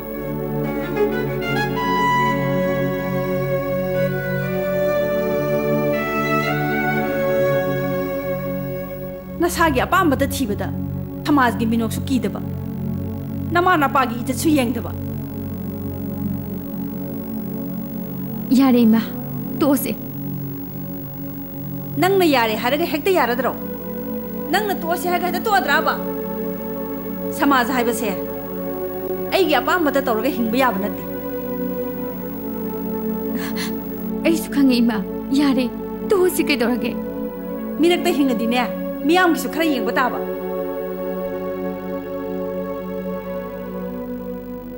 ꯕꯕꯥ. ꯍꯩꯃꯥ, ꯁꯥꯏꯕꯦꯝꯃ, ꯅꯪ ꯂꯥꯛꯏꯕ꯭ꯔꯥ? ꯍꯣꯏ ꯕꯕꯥ. ꯁꯥꯌꯣꯟꯕꯤꯕꯨ ꯂꯩꯈꯤꯕ꯭ꯔꯣ ꯕꯕꯥ? ꯂꯩꯕꯅꯤ ꯂꯩꯕꯅꯤ, ꯃꯥꯏ ꯀꯥꯗ ꯂꯩꯕꯅꯤ. ꯆꯪꯉꯨ ꯆꯪꯉꯨ.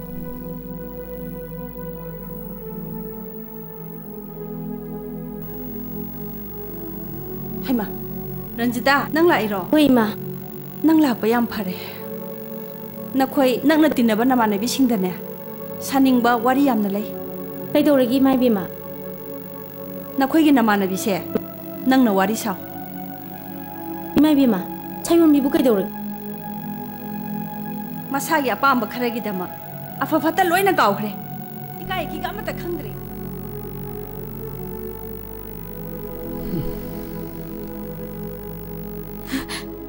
ꯌꯥꯔꯦ ꯏꯃꯥ, ꯇꯣꯛꯑꯁꯦ. ꯑꯩ ꯀꯔꯤꯁꯨ ꯍꯥꯏꯈꯤꯗꯦꯌꯦ.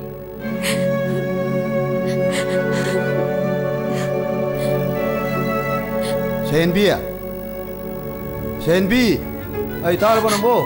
ꯑꯩ ꯃꯄꯥꯟꯗ ꯑꯃꯨꯛ ꯊꯣꯔꯛꯑꯣꯍꯦ.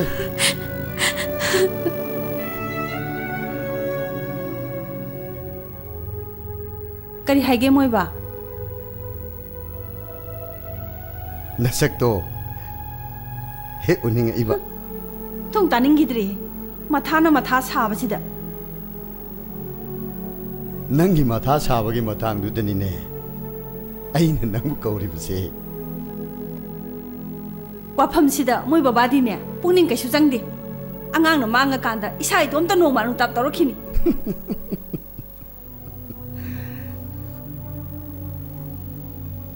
ꯋꯥꯐꯝ ꯑꯁꯤꯗ ꯅꯪ ꯑꯩꯅ ꯐ꯭ꯔꯪ ꯆꯣꯡꯉꯨꯗꯨꯅ ꯀꯔꯤꯁꯨ ꯀꯥꯟꯅꯕ ꯐꯪꯂꯣꯏ. ꯑꯐ ꯐꯠꯇ ꯍꯥꯏꯕꯁꯦ ꯑꯉꯥꯡꯅꯅꯦ ꯁꯨꯈꯪ ꯈꯪꯕ ꯉꯝꯂꯣꯏ. ꯃꯣꯏ ꯕꯕꯥꯒꯤꯗꯤꯅꯦ ꯊꯤꯑꯣꯔꯤ ꯉꯥꯛꯇꯅꯤ. ꯉꯥꯏꯈꯣꯅꯦ ꯅꯪꯕꯨ ꯑꯃꯨꯛꯇ ꯇꯞꯊꯣꯛꯎ ꯍꯥꯏꯕꯅꯦ. ꯃꯈꯣꯏꯅ ꯈꯪꯗꯕ ꯃꯇꯧꯗꯨꯗ ꯑꯩꯈꯣꯏꯅ ꯐꯣꯔꯁ ꯇꯧꯔꯕꯁꯨ ꯌꯥꯔꯣꯏ. ꯀꯔꯤꯒꯨꯝꯕꯗ ꯑꯣꯟꯅꯅ ꯆꯠꯈ꯭ꯔꯕꯗꯤ ꯄꯨꯟꯁꯤ ꯃꯥꯡꯅꯤꯡꯉꯥꯏꯒꯤ ꯃꯁꯛꯅꯤꯅꯦ. ꯄꯨꯝꯅꯃꯛꯁꯤ ꯌꯦꯡꯂꯒ ꯑꯩꯈꯣꯏꯅ ꯃꯣꯏꯕꯨ ꯇꯞꯅ ꯇꯞꯅ ꯀꯥꯎꯟꯁꯤꯂꯤꯡ ꯇꯧꯕ ꯇꯥꯕꯅꯤꯅꯦ. ꯀꯥꯎꯟꯁꯤꯂꯤꯡ ꯉꯥꯏꯔꯤꯉꯩꯗ ꯅꯆꯥꯅꯨꯄꯤꯁꯦ ꯑꯗꯨꯝ ꯊꯥꯗꯣꯛꯑꯁꯦ ꯍꯥꯏꯔꯤꯔꯣ? ꯑꯣ, ꯅꯪ ꯁꯥꯎꯃꯟꯗꯅꯅꯦ ꯑꯩꯅ ꯍꯥꯏꯕꯁꯦ ꯚꯥꯞ ꯇꯥꯕ ꯑꯃꯠꯇ ꯉꯝꯗꯦ. 이자세 마톰다니 마나 망키바 하이바세 아이디 옌봉가 모이에 모이 바바수 카라 자이비유 카라 낭비유 까이노 여기 마마 punsi 하이바시다 마기 땅각기 마tung 인나 복닝기 이틸 와칼기 람제 아마나 아마데기 짜오나 캐네 봄노 먹시기 깡론 쟁라가 아이코이나 앙앙 로이나 바탕 아이파디 아이 겜다 캉디 자세 마탄다니 마나 망키바다 아이 옌드나 라이방가 모이에 아씨 누가 이기래다 마마는세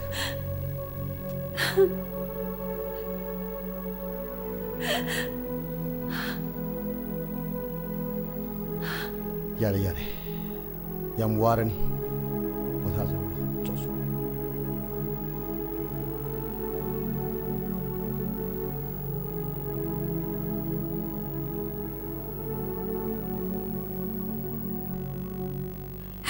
ꯌꯥꯡꯅ ꯈꯟꯗꯣꯛꯄ ꯇꯝꯕ ꯅꯠꯇꯅ ꯍꯧꯖꯤꯛꯄꯨ ꯑꯩ ꯀꯔꯤ ꯎꯄꯥꯏꯅꯣ ꯄꯨꯟꯁꯤꯁꯦ ꯑꯁꯨꯝꯅ ꯋꯥꯒꯅꯤ ꯈꯪꯉꯝꯃꯗꯤ ꯄꯣꯛꯂꯝꯗꯕꯅ ꯍꯦꯟꯅ ꯐꯩ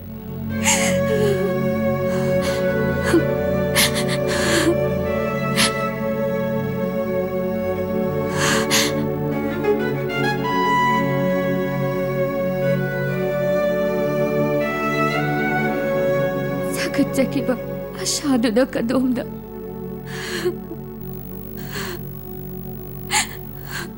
진짜기바 랑사기바 아들을 까나기다마 ngasi디 뿜나막 아래인바다 따래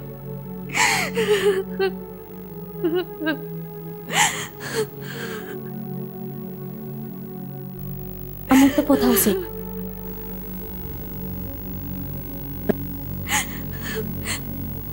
Se, nang nakapasi uraga ay khang mangamde. Se, nang kapkano. Ay hanaba tawrage. Hayeng ne, college da nga natin na ko.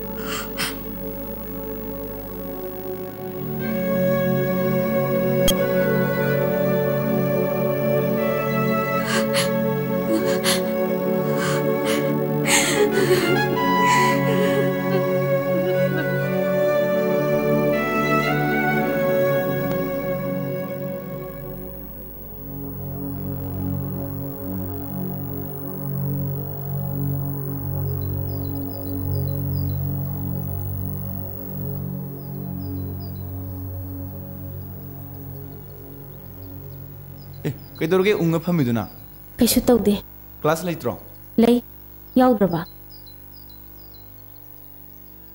mul opton ui kaitorge nangbo karisu tawde ba ai sayam mingaramin aidi ai ngai rabu nakhoi maseng ngai nari jawaira ado kaitorge nangbo Kaisu tawde ba sayon bido ngarang yam kaphawe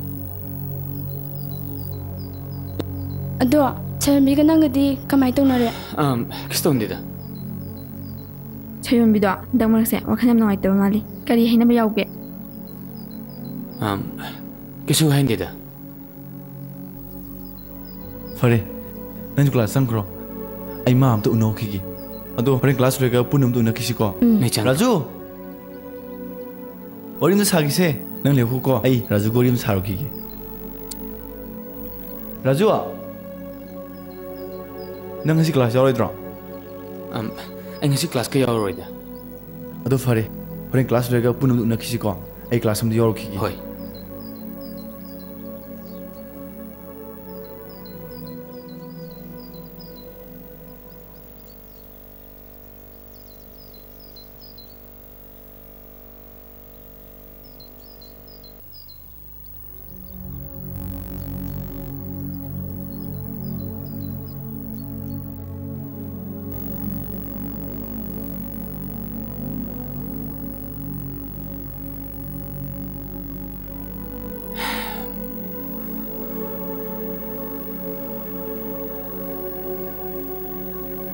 ai dinang mo ko ti theory kedorage nang dum phamisi ba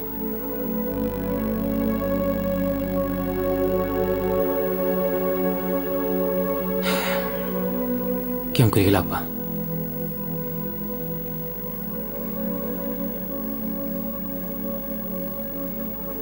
nang ingon pa kom de pi roidro hayo se hayo ba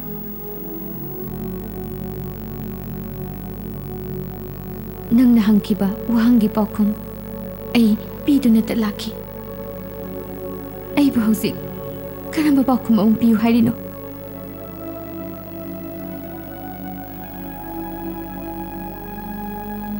punchi sida asum se thing lakane habse inong ta sukalude ai nangina phundegi ngasidi ai phiribam khangba pami Isinu pane. Ijati ramdam sidi layardana. Meu jati asina matoyan pun kitna. Ei buin truk labasu. Enamuni kutlaru puting amoy.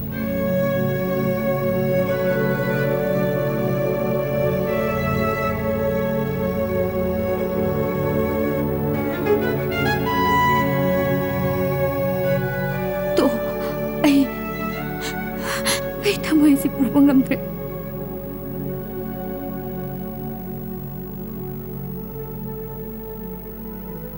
ꯑꯩ ꯅꯪꯕꯨ ꯊꯥꯗꯣꯛꯄꯗꯤ ꯈꯛ ꯉꯝꯃꯣꯏ ꯑꯩꯅ ꯅꯪꯕꯨ ꯅꯨꯡꯁꯤꯕꯗ ꯑꯐ ꯐꯠꯇ ꯄꯥꯞ ꯑꯣꯏꯅ ꯑꯩ ꯀꯔꯤꯝꯇ ꯈꯪꯗꯦ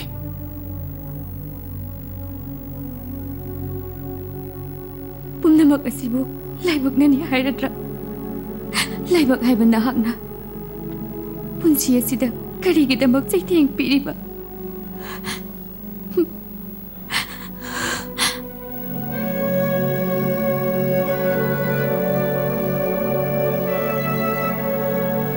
juk khudingda khudam pina lena rawsu ai kite ai mai letna kakchila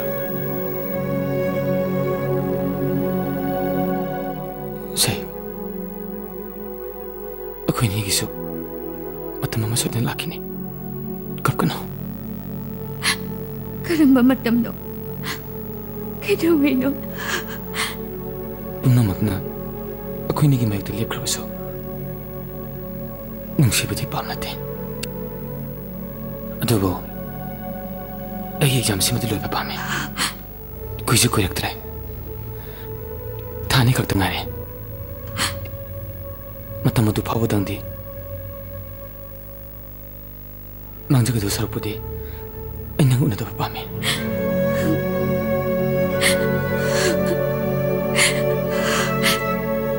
ꯑꯩ ꯁꯨ ꯉꯝꯕ꯭ꯔꯦꯡꯒꯦ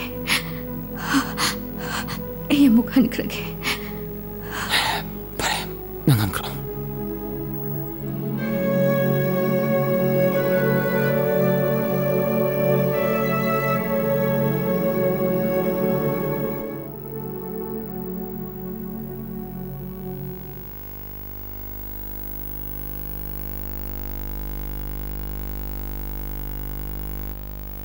사연비 에코네 할러게 해라 아두디 에틸람마게 되나 야니 로켄 에이 이만이 비크라 승아이키니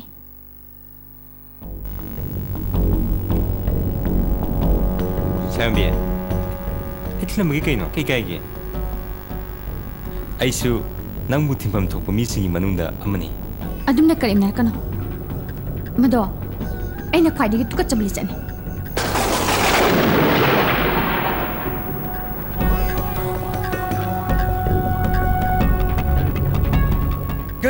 Kari sulit cuma dengar.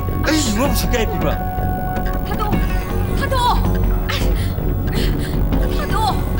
Hey, ini dah. Thado. Hey, lo ni ada tak? Thado apa ni? Hey, dengar aku.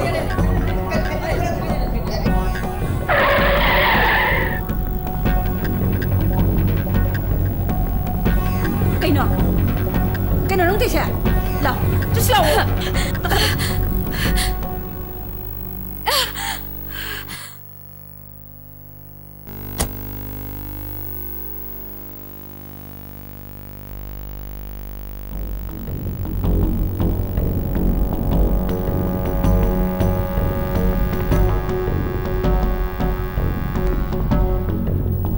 I kill you one day. Lah, jangan. Nang ngasih lagi mapa tu pun yaroi hari sin. Kaya dah ngakhan mana sih? Ni yang mama tu dah long lagi dah dong nak. Hudung mana? Nusi bandar macam apa tu mana? Aisyah ni, nang buza tak ada mang tu sang ni. Nang buza tu kan ni le, ni tu lah.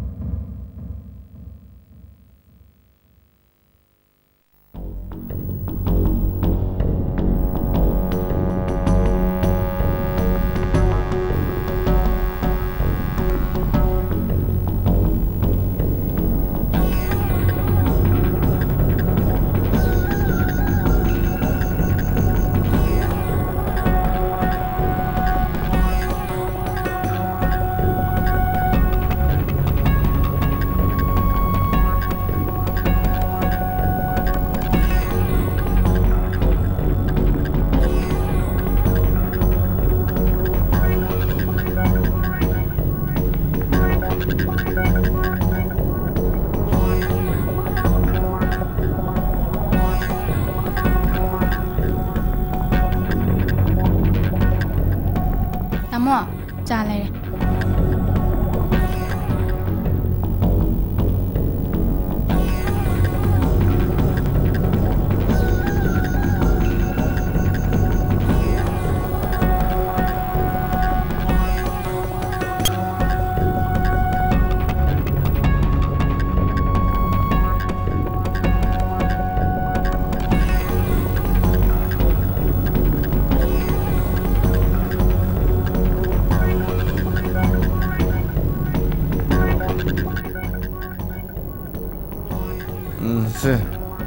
Kamu kalau kayak no, alma kainera su alma lakin. Yumsibu kana lagi? Bunga, kana ke dong na bayau re? Nubi, tadi pakai cek, tadi apa putro? Nati bunga, isa gi marang karino. Ima dah hayo, ima warak jage. Ima warak jage. Hei, matong na lagi benesan ni pado. Nang no warak pengamunya, Nubi. Agak liba mangkang kado. Nati bunga. Puna makoy do na siya. Maram mamadilay pamto. Nakoy siya isang hagdan ni. Maram do imada mo ta kangalu kay daw niya. Maram yang kang mapapaywan ni. Maram hay bubu. Ima. Aduh kan, kedua aja. Ayo. Oi. Jadi mana warak kay? Raju. Imami Raju. Ima. Kayo lagi Ima.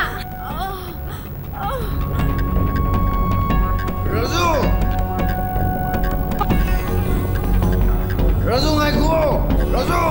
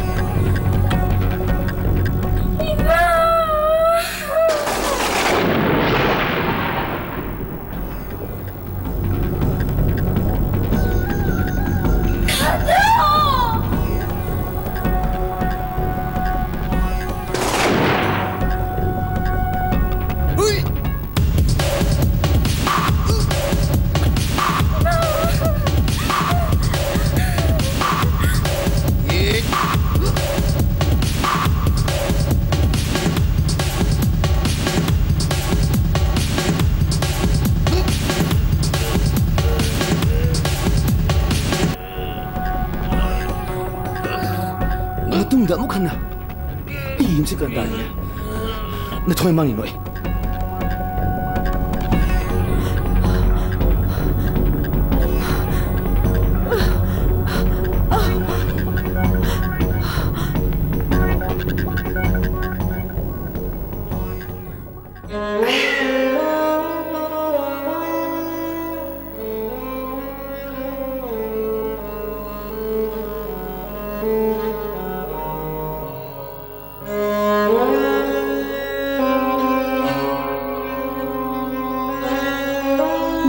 hanjalaktar pamatung. Nang na ngasin ay gimit na uhalibase. Ay pende. Ima, namta sakinuwo. Inkorn sambal, yung di laira na. Nang gisingli da siliba idusu ay giiran. Nang gimahog sagi pun sida hanjalakto na. Nang na ingon da, imahay nagkauradri pa upadi. Nang na yung masit hadok to na sa kibama. Natraga, ay na nang pamtuan gimanak nilay kibama. Ima, namta sakinuwo.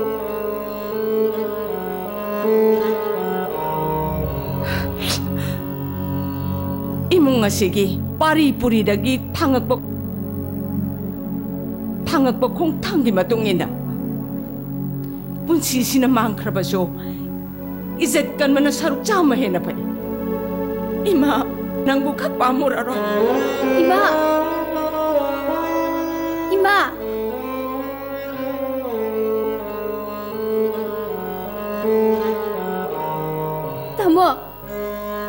Tamo na kasi taurisibu kaino.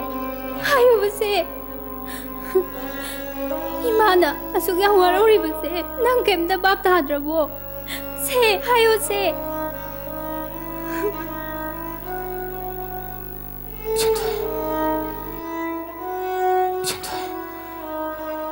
Tamo yang nak wari. Tamo mata potalo.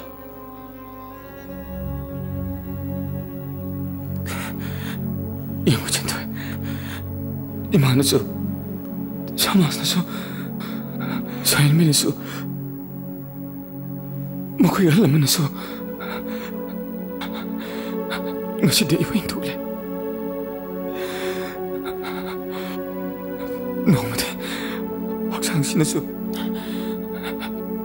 도와요 소리는 들어가네. Tamo, nang nangangin mo kaino. Mabalay kidrabasu. Bigligay dagi.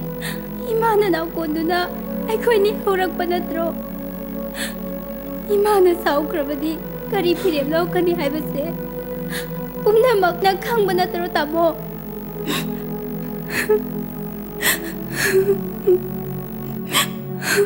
이 뭐지 또? 누기로봐. 네 거기만 뽑다. 상상하지 더구나 한 기분아. 행람리 몇 번 지어지기. 이러려고 땅끝기 와린이다. Tamo, nang nangalip sing dumo kaino. Se, mugtahayo ba? Tamo na maangkrabadi, imagay ka kanagali ko gani.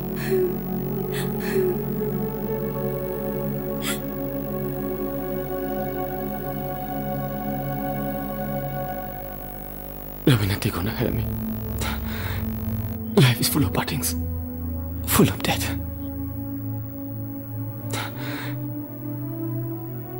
Lamna rin kalab kaya ma. Tamna lamdaki. Kana rin kalab kaya ma so. Tamna kaya naki. Iro'y ba? Taway kaksan ka so. 소인장 가는 기간에 Tamo!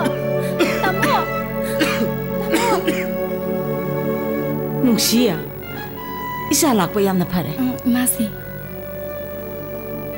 Ngasi ay koy, yung masi tadok to na satlan. Nang nene, na koy yambong si, karasik sana yung sinbira mo ko. Hoy, Masi. Toy! Tamo! Lahi ka! Tamo! Lahi ka! Kay tawragin ang bo, numisi ayaw kaya. Adudi, imasi ko yung mong salukige ko. Masi.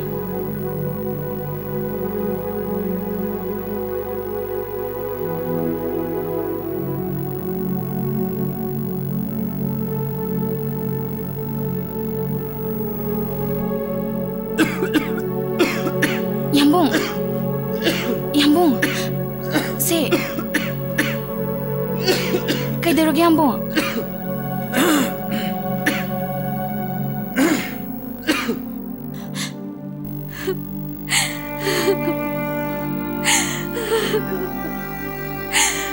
Si, tuo ba? Kakono. Si.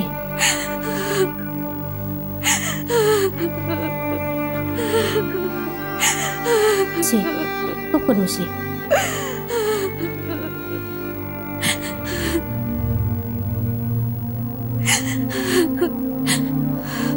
Mana ibu, soalnya nawar urung gani. Hingonda mana, citti mayam se, left na iraki.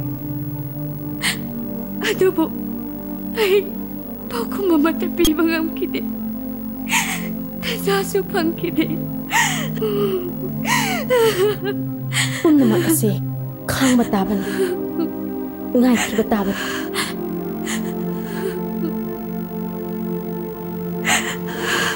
Pansise, ay, kari ko ba hinamamatada खांबा पामलक्त्रे ngam-kai leitana wari ai tasengnamak anauba mapong ama pame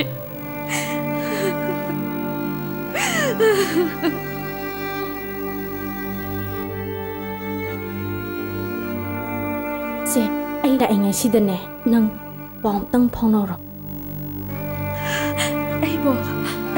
ai phona la roida se paisalo se phona la roida phona la roida he na wana ban ai phona la roida paisalo se ai phona la roida tang phona ro eh kano tai do kano noi tai do bo sia luna tinabi ma khoina manga da badagi kan diga ra haraka matinga bangchala dana ima eh thunu jakhro jalo aina wa kan ma haratri ngai dane thunu jakhro jalo ima kai nei man tai du bo engo da kak tangango migi baral kai no kai nei ma tumi layo kano nang loli do kem natte kano nang loli do bo kem natte kra thro thuru undi mobile ka para dana aina pau phone ba yaro haraga ima ado migi de ai pitoki ge piro ado migi de akhoi sane haina singna dana la aga ne noi poi sini sina bana na buk thamba yaro he ima migi mobile pitoki ge piro sina ta ba yaro he masi tuga ra ko ne karba sa khodana wat do pau phone ko ni la ba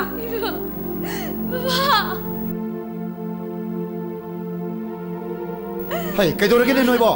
Hey, sao cái đồ này?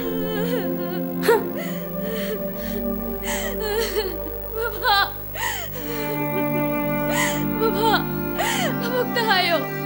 Ay kailangan kayo. Ay mo kailangan kayo. Ay mo kaya mong yam lalagay. Ay mo kaya mong yam lalagay.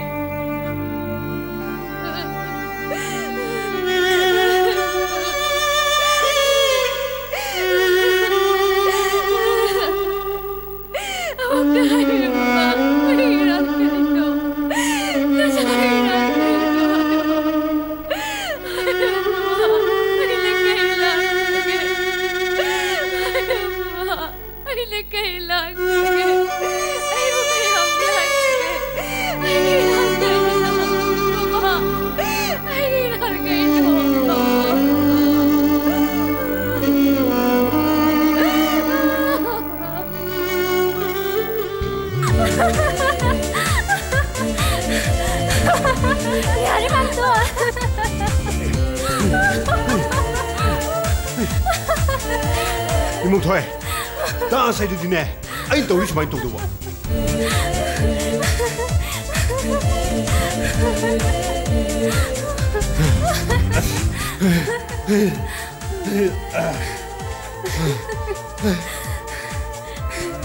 Hey, imong thôi, noi college की dance competition है तो nè, mam tu na tambiri se, machine loi rek tau ba, far sai được nè, nang na soi de, khang ne na. Ado mam to. Makhoi ja soi dong sing do. Mam to ga khang na ba yaw bro. Hema, kari gi no. Ma ban ke tau bane hai. Era, khang na bai wa da na ti ne. Makhoi puna mak to, ai gi chhatra ngak ta ni ne. She, mukta sana ai gi ming pan bada ba. Makhoi loi na mak tak ni bane. Si hai ni je. Makhang ari ba si di. Hai, pakhang ari ba pan gan ko. Ari ba pan ya pote ko. Kai gi no mam to. Oi, madu pan ba da gi ni ne. Mam tu na ngasi ba bu da ma da na lei se. Khang ne na. Oi, madu pan gan ko. Madu pan gan. Ado mam to, apang ba mi se mi na kai hai na ge ba. Era, apang ba mi di mi na pang nge na hai nei da na. Hai na dro. Muktasana. Ichem si. Nang Raju gi manakta mukta satlu sodana. Marak-marakta nang na mukta yengsalo. Mabu ne mabuk ning amukta olhalu ba. Isi potha phang khang den he Muktasana. Isa do marak yamna kanna ningsingwe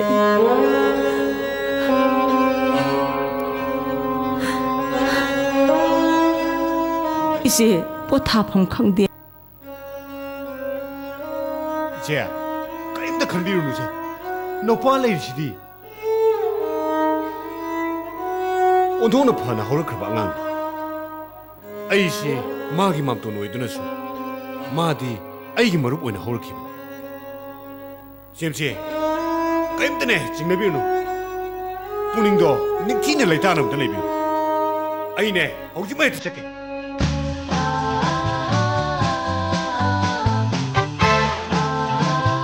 미기는 눅시나바 ngakta 눅시나바다 지제르게 하이바다 마얌나 야로이 할지게 뭐지 그이기도 와이 아이 다시는 야닌데 아이 기네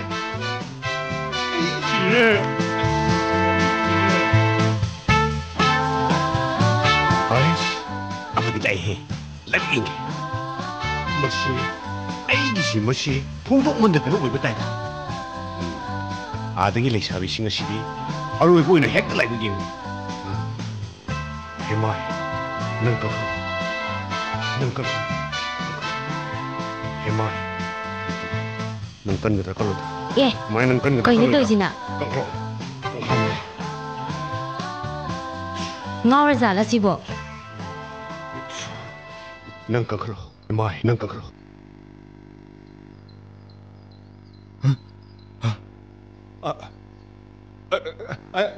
Bima, ông ta. Bima, ông ta. Kari. Bima, cái nôm ta. Kari hangbigadaba. Makhonju nungshini. Masakju nungshini. Kana hangbigadaba no? Ai thienge. Kana su hangbana teta. Ibima bo hangba. Kaino ne haijibo? 이비엠먹이 민시부 미스테 떠놓고 톡톡 갑질라디 이비엠아 아이 우시제 이비엠아부 능시루브나니 아이 다시 너 우시제고 왕하놓고 나닝대고 톡톡 갑질라디고 지리피마 옵니다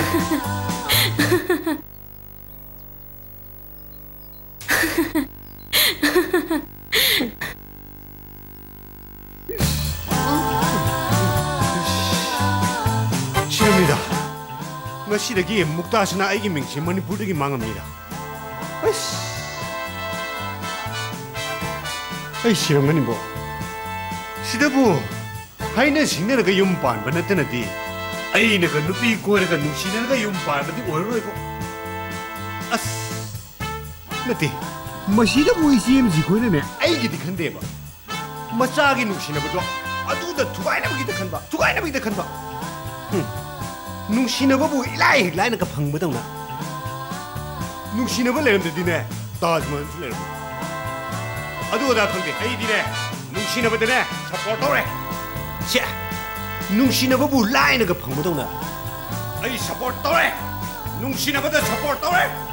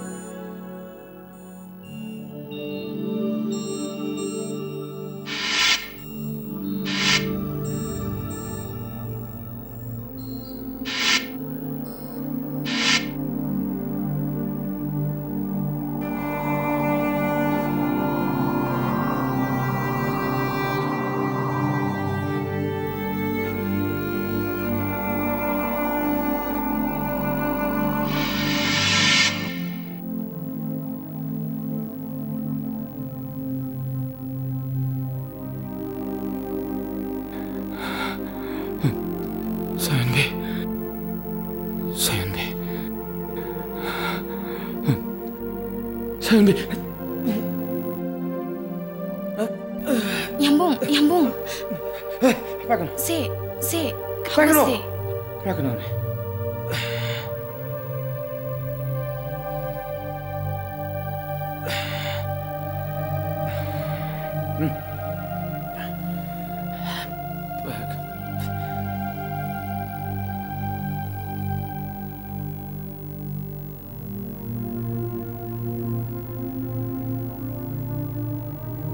양봉, 그리기노 아이부 아두 거이 통나 칸비리두보. 으시, 낭수, 아이들 못해 뭐하니까?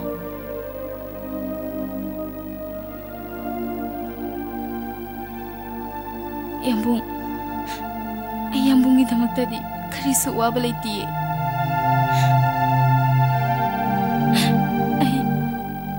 양봉이다막다 치료받은 건간 해와디 양봉 혹시 후직시보 본게다 알게 근데 후직시보 아hingon 누리네 또 이시보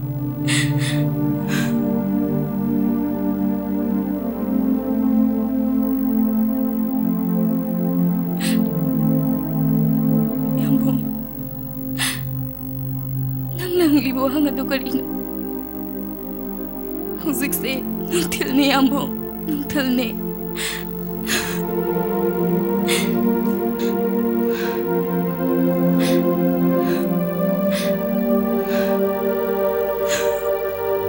Lucia,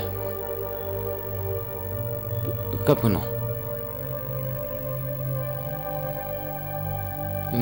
Nang show.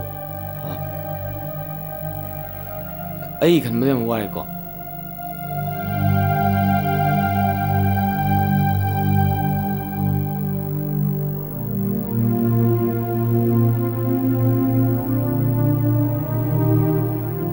Yambung, hiwadi yambung.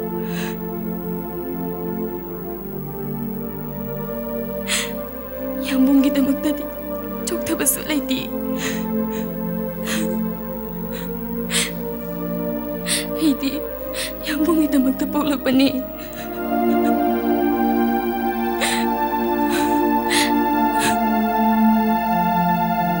Nang di na magtadi, wasa sa ano.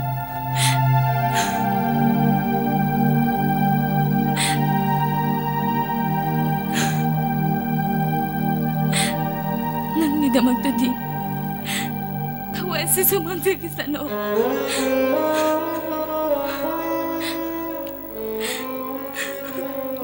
Nushi, bunchi ya bisa nushi dra.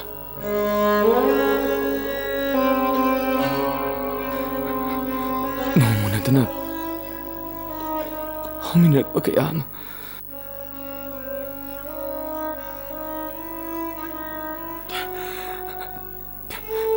Kasi di,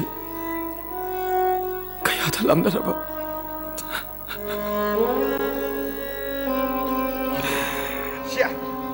아이고 뭐 누시나봐 투가요 가이 아이 누시나봐 투가이 버리 중앙아 뭐 자포 또래야지 와로래 또 또래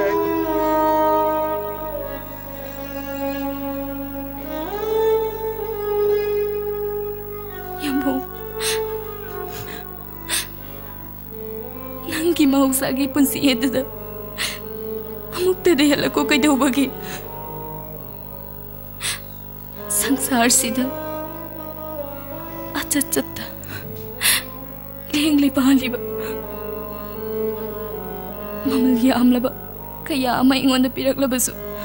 Ikalimit na kalawdi. Adubo. Nahangmanggi bandi. Ikagyabang amloy.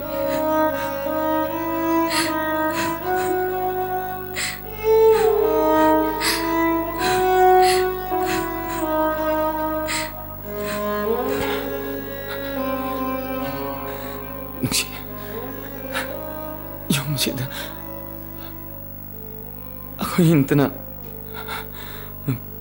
Kanasu letriko.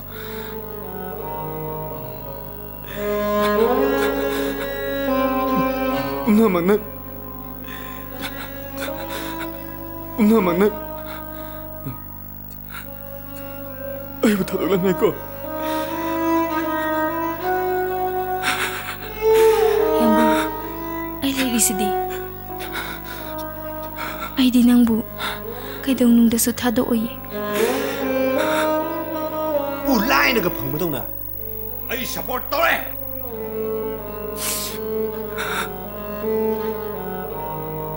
Nungsi. Punsi mati arta thokte. Lemuriba punsi simachu.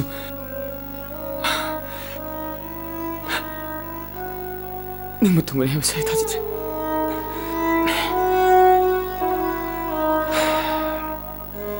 Karigi dukshon thariba no. Punsi habasidi awan bangatani. Aina ngasi nanakta phamlaribasisu anauba khongsat amani. Haukraba warisingdo ningsing luranoda.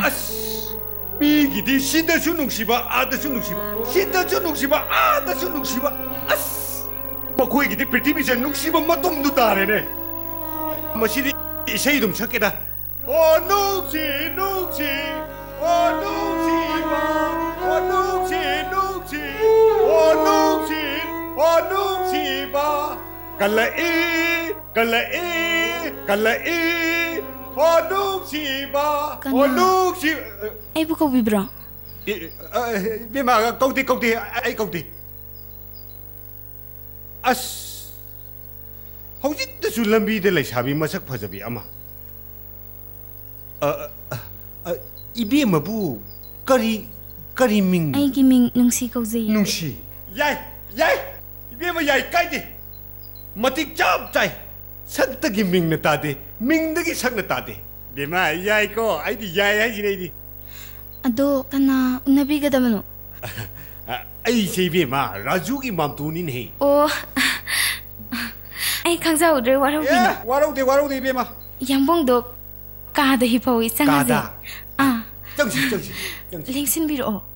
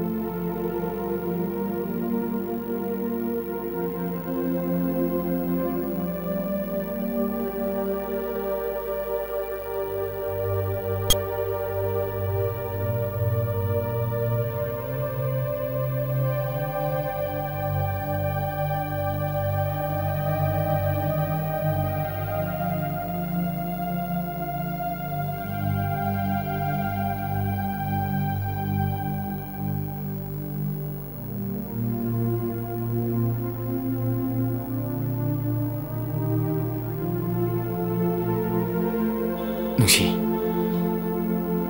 nak din mong dala ramin eh. Ay tasin na magsautog siya. Ay, nangipo ning upang kami. Ay sumin eh.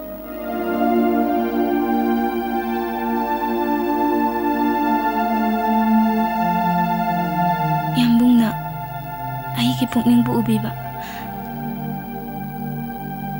Adudagi henba ay karisto pamzade. Ay tasing na magpili Yambung.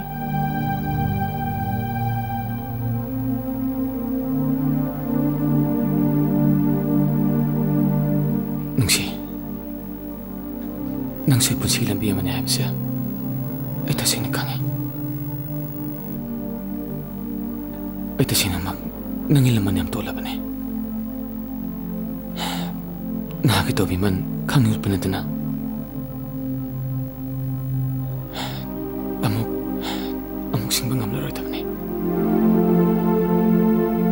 naki maman yamlaba matam minungsi pungnamak ngasina na mafamda kathokle karigumada punchi asina anawai tiasa maruklabade ai thamai impale habse ai sojunu pangangane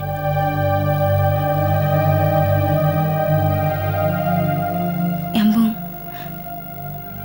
nungsiba haibase kathokpani hainai ai yambung na pibada wagadaba karigumba amata nizaro ai gumbi karisu laitabi amana ai kana da su wajila nimdi punchista ai achuma makak pami karigumba chuma sina saksa sileram rabde prithvi numita thoi mi chak ngamnamak khongchat karamoi dabne khamba thoi emadi tasmal gi wari me sileram gidra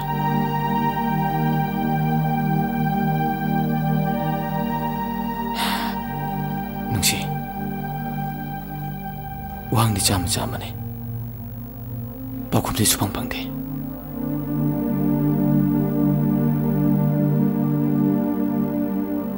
yambo tawno thakpa yaroye doctor na kari haramge nang kawraba se thado se nati glass amna thakeba ai ngasi di makha tar roge ba yaroi yambo ngausinanu ko se thado nang hazam sokjila bani se aroi basi jang thakeba se nang na yu thakpa du yadrabadi ai sungu se dei sarar helani madu yade ai nang naib kudi maksud ni yabni ai ngasi di thamoi se tasing namak thinjima ngamdre ai puji je khangbu em na ware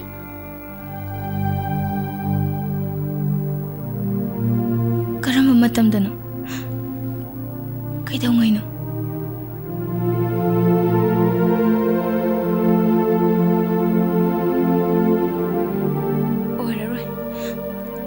oiraroi sungoi oiroi nangi bu thajo nak na jo thajo bitrabati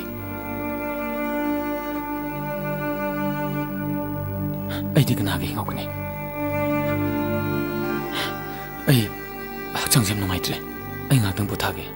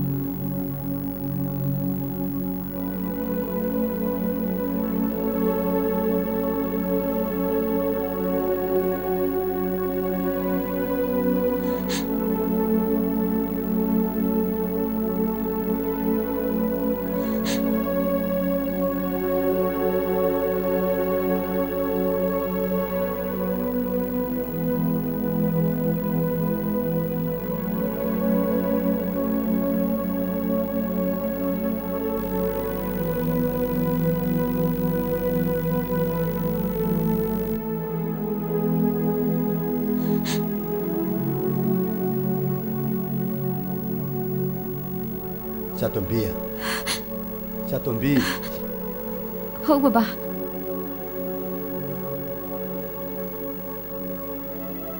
Yingoi naman ne saksa tho lo hai ho. Baba di boleh chalu khige. Ore ne baba na halak pada. Isa gi chocolate ani di soina le kanida.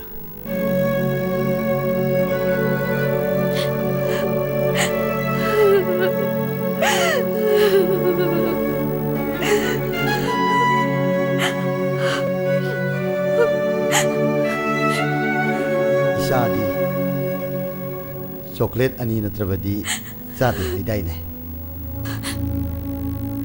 Baba.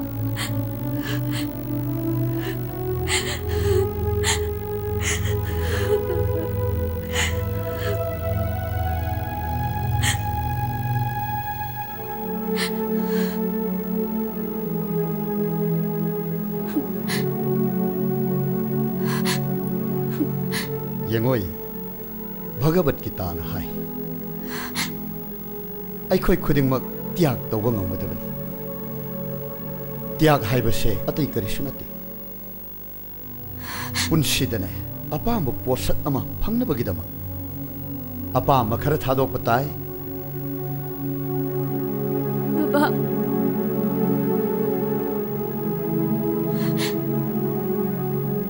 Punsi ama oina hinglabadi. Awaba kaya amasu mayoknaba tai. Khangba ngamasu tai. Pumnamaktu ngamhaudragana. Laikha takibasu yai. Masidi Prithivigi itihasna sakhini. Nahakna mirol tarak naidagi ngasi phawda isagi he apambada. Babana kari mathingba amata laikide. Mashisu adumang. Baba. Ngasi na wana tinglibasidi samasinani.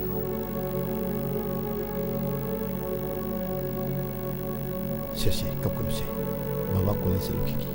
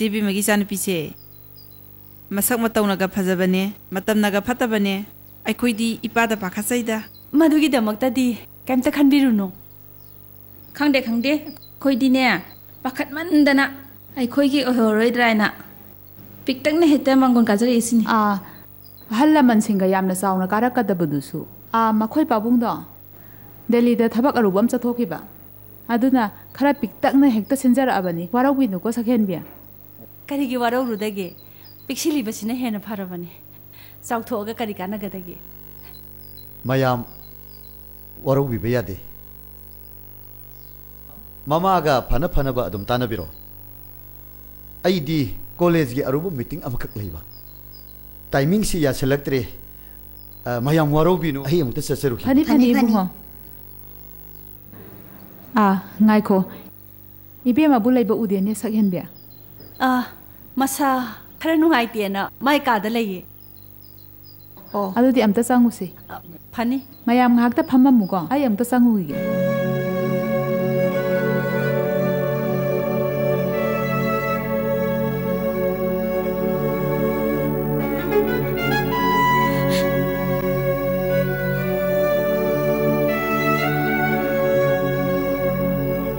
Kadaino ne sabu masangam debo is longam dai sida imawa na ba yaba nati ai nga sa wana ba sida masa se kitang chagat pa janing thaning bo bokta bani de jebe ma se ne na nya nangi phi maga phani amaga lerak bani se paksa bra yengu se ihe karingi kapino ne kapano se yengoi ningoroi na poklabadi ne Nongmadi yum thadokpa haibase suksoi soidrabani ne sene kappa nuibe ba ꯁꯛꯍꯦꯟꯕꯤ ꯑꯩꯈꯣꯏꯁꯨ ꯑꯃꯨꯛ ꯍꯟꯅꯕ ꯇꯧꯔꯒꯦ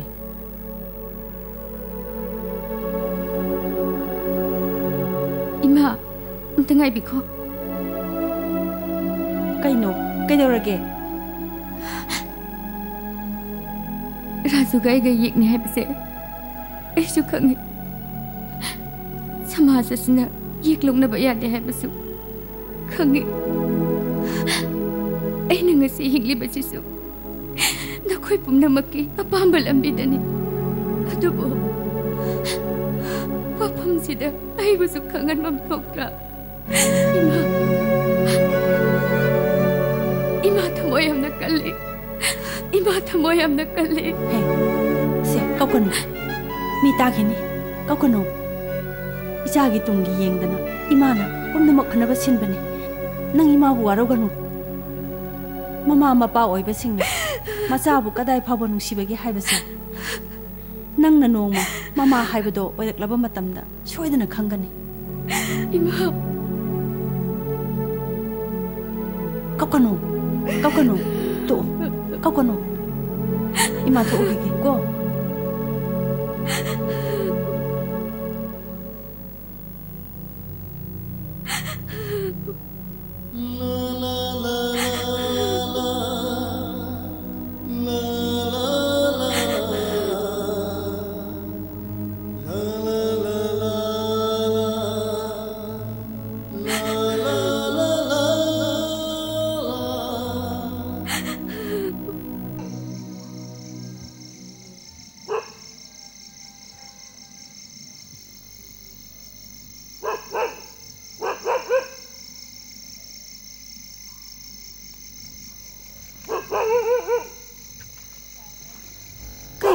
ꯁꯤꯕꯣ ꯁꯨꯀꯟꯅ ꯀꯟꯅ ꯈꯣꯡꯉꯤꯁꯤꯕꯣ ꯑꯥꯗ ꯂꯥꯛꯏꯁꯤꯕꯣ ꯃꯤ ꯅꯠꯇ꯭ꯔꯅꯦ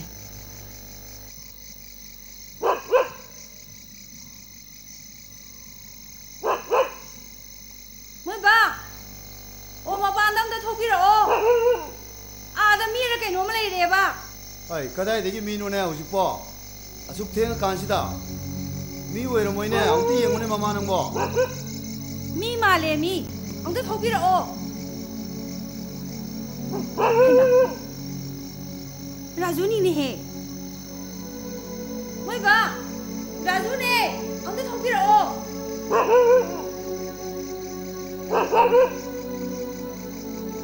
아씨, 아무튼 덤비러 오게 돌아게. 라주아, 아숙 태어나시다 까리 레게 낭보. 니네. 넌치 해보시 아무따네 능시바 해보시죠 아무것도네 아이 샤마스키 마이 딜립세게 해보았대 아이고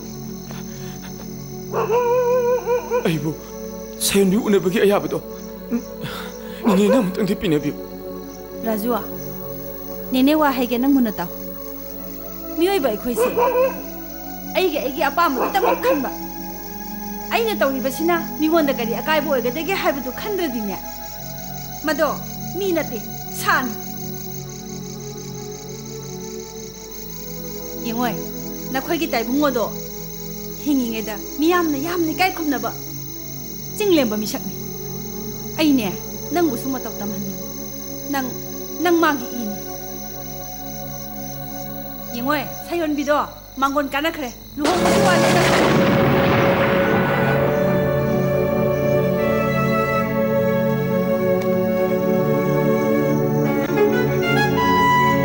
낭 마기 와칸 타두고 까나라로이 낭네 마고 오나바 야라로이 고낭 마기 와칸 타두고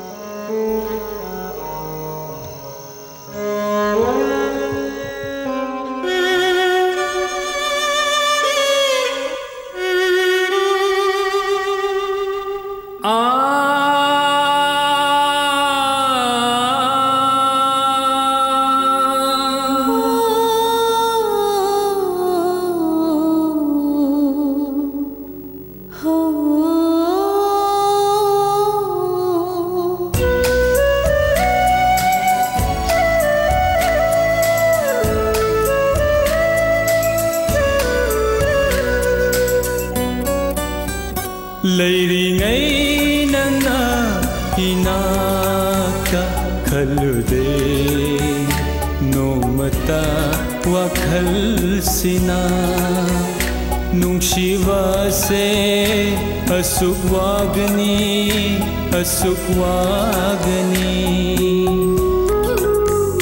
hingli punshi she nashi shu nungshi nangi wakhal khanduna palimgi michai khanduna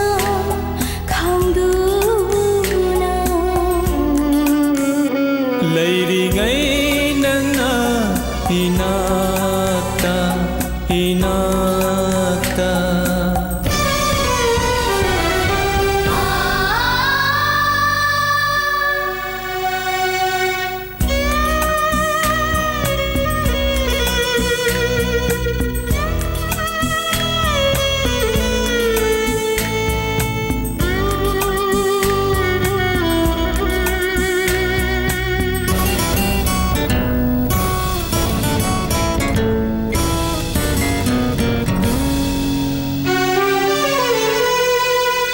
Habal faraba ahingsina nungshin halitatana hamoida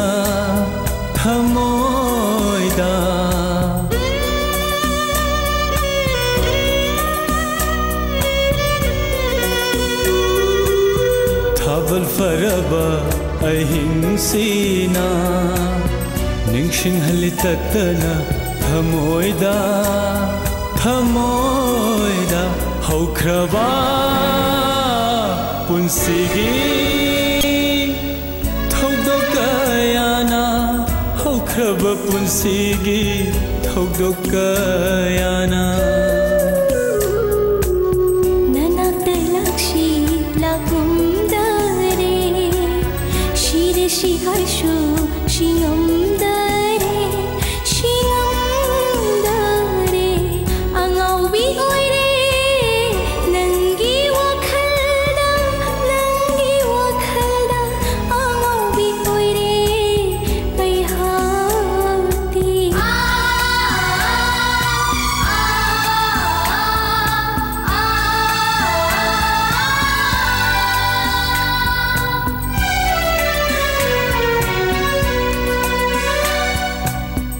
anem awangi chatna bina khabire nangaigi marakta wanglava nungshigi shambalna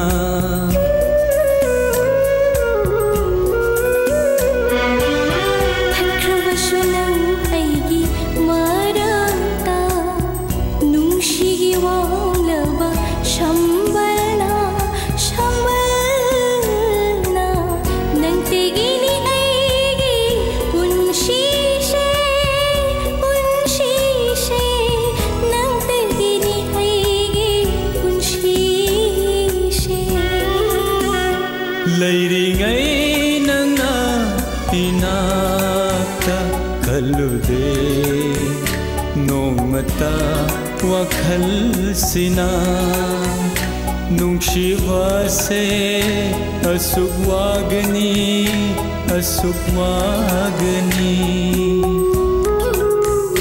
hingli punshishe nashi shu nungshi nangi wakhal khanduna palimgi michai khanduna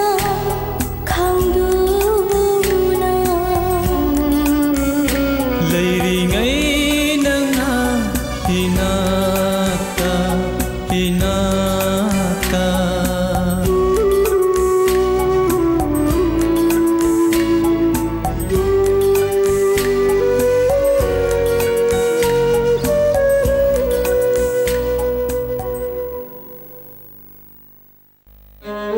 Raju, amta ngai kho ba.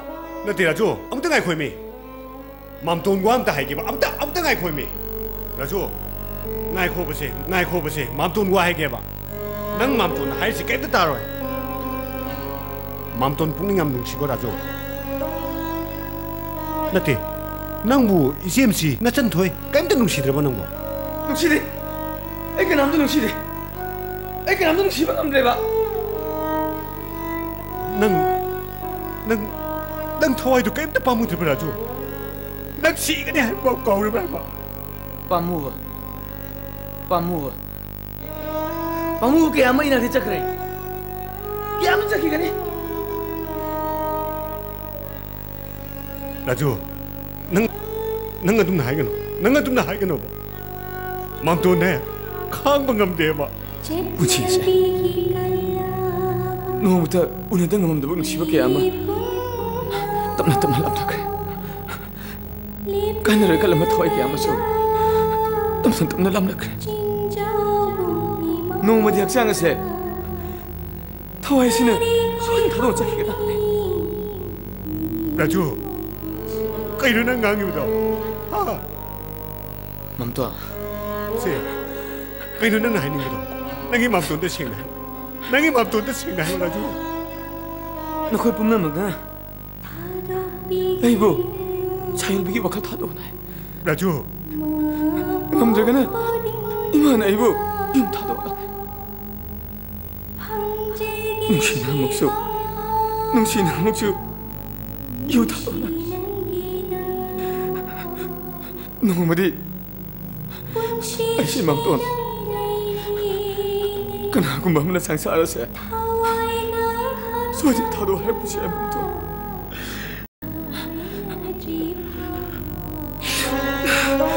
라주 내가 두 플레이도 와는 거 라주 내가 두 말거든 라주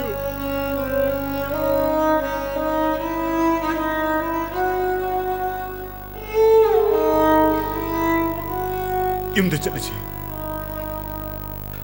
mamdo ay yumda chalaro yumda chalache aju as mamdo ay chalaro eba ogolo yumda chalache lao aju chalache ba lao ba nang ay kaim na nungsidra aju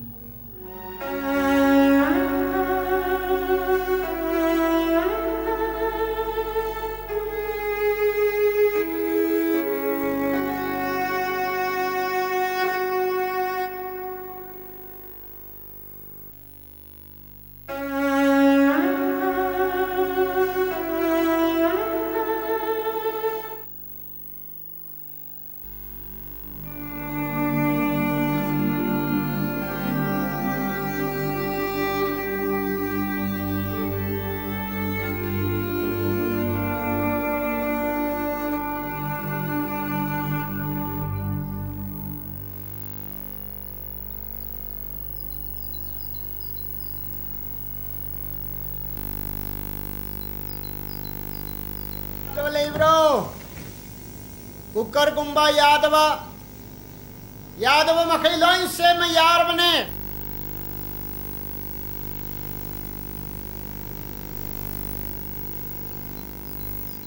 cooker गुम्बा पिरी है नाको बाबू आई कौब्रो नंग नहीं coarse नंग Tatra हां तारी अदु gas same दो labour बाबू gas same को दौले गैस सेम को दौले अदुबु नंग सेम को दब नते अइने सेम को दब करी आई सेम दो नतबा अइने सेम को दब अदो ngasi aina nangonda lupa chama pigani aduga nangi poche aina ngak puruni karin babu pairan babu ai adale ba yumse asida ichange kamra as karinu to ai tumlu jabi nganu to e capsule tu nang na thai lora ha nang ha to ro nang thawayam lere ai thawayam lere mi amada thawayam khane da college ai thawai lora babu thawai kare thamni ai musi bihari ngang reda ai musi thoi kap thok tu musi ye nang di kari shu yaud na kari ni kap kewa ai mai te university amasuka musi phone da paisa ha pasuka musi ngang ni kap de loi chimpa pule ri ai ngako nang ne ngang dana ai busi dangar kang ne dana nang ngang dana chidang ai mo ꯑꯩꯅ ꯆꯪꯉꯤꯁꯦ ꯁꯤꯕ ꯑꯃꯁꯨꯡ ꯆꯪꯕ ꯑꯅꯤꯒꯤ ꯃꯔꯛꯇꯅꯤ ꯈꯪꯉꯦꯗꯅ ꯅꯪ sir ꯉꯅꯃꯨ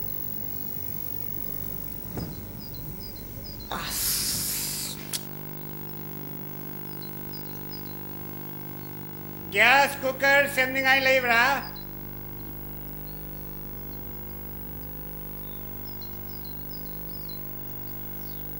gas cooker ꯁꯦꯝꯅꯤꯡꯉꯥꯏ ꯂꯩꯕ꯭ꯔꯥ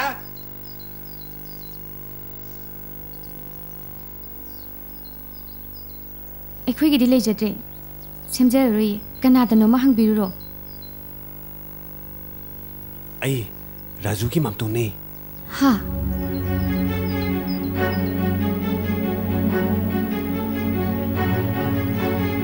ꯁꯦ ꯑꯗꯨ ꯂꯧꯁꯤꯜꯂꯣ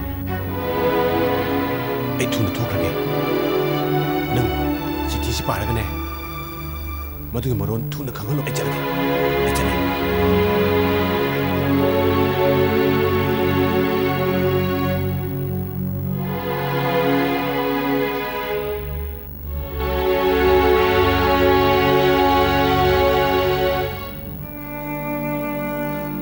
ꯑꯩ ꯔꯥꯖꯨꯒꯤ ꯃꯝꯇꯣꯟꯅꯤ ꯔꯥꯖꯨꯗꯣ ꯑꯍꯤꯡ ꯅꯨꯡꯊꯤꯜ ꯅꯥꯏꯗꯅ ꯌꯨ ꯊꯛꯂꯦ ꯗꯣꯛꯇꯔꯅꯁꯨ ꯋꯥꯔꯅꯤꯡ ꯄꯤꯔꯦ ꯀꯅꯥ ꯑꯃꯠꯇꯅ ꯍꯥꯏꯕ ꯂꯧꯈꯤꯗ꯭ꯔꯦ ꯅꯍꯥꯛ ꯅꯠꯇꯅ ꯃꯍꯥꯛꯀꯤ ꯈꯣꯡꯐꯝ ꯍꯣꯡꯍꯟꯕ ꯀꯅꯥꯅꯁꯨ ꯉꯝꯂꯔꯣꯏ ꯅꯪ ꯔꯥꯖꯨꯕꯨ ꯑꯃꯨꯛꯇꯪꯗꯤ ꯀꯜꯂꯨ ꯏꯕꯦꯝꯃ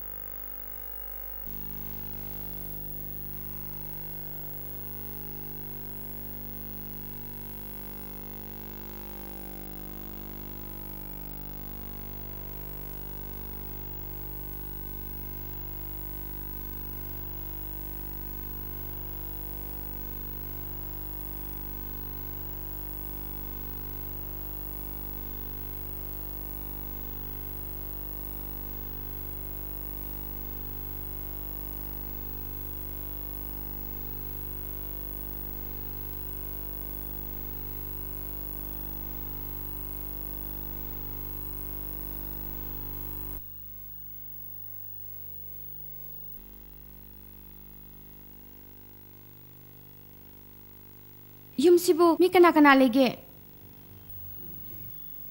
ꯔꯥꯖꯨ ꯌꯨꯝꯁꯤꯕꯨ ꯃꯤ ꯀꯅꯥꯝꯇ ꯂꯩꯇꯕ꯭ꯔꯣ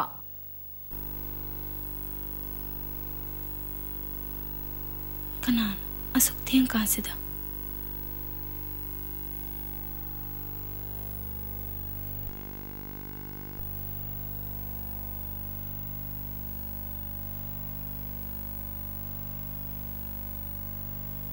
ꯔꯥꯖꯨ ꯑꯩꯅ ꯊꯣꯡ ꯑꯝꯇ ꯍꯥꯡꯉꯣ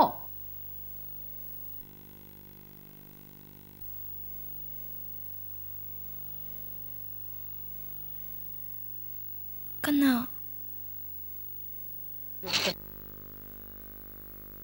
ꯑꯩ ꯔꯥꯖꯨ ꯑꯝꯇ ꯎꯅꯖꯕ ꯌꯥꯒꯗ꯭ꯔꯥ ꯑꯩ ꯃꯥꯒ ꯈ꯭ꯋꯥꯏꯗꯒꯤ ꯅꯛꯅ ꯇꯤꯟꯅꯕ ꯃꯤꯁꯤꯡꯒꯤ ꯃꯔꯛꯇ ꯑꯩꯁꯨ ꯑꯃꯅꯤ ꯑꯣ ꯑꯗꯨꯗꯤ ꯅꯍꯥꯛ ꯁꯥꯌꯣꯟꯕꯤ ꯑꯧ ꯑꯗꯨꯗꯤ ꯅꯪꯅ ꯅꯨꯡꯁꯤ ꯃꯥꯅꯤ ꯑꯩ ꯅꯨꯡꯁꯤꯅꯤ ꯂꯥꯛꯑꯣ ꯆꯪꯉꯁꯦ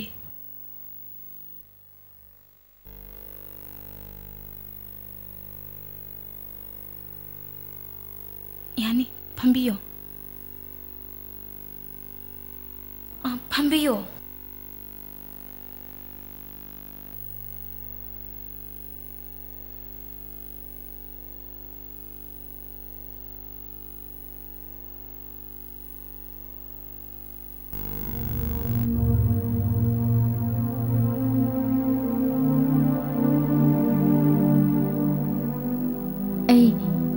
ꯔꯥꯖꯨ ꯑꯝꯇ ꯎꯅꯖꯒꯦ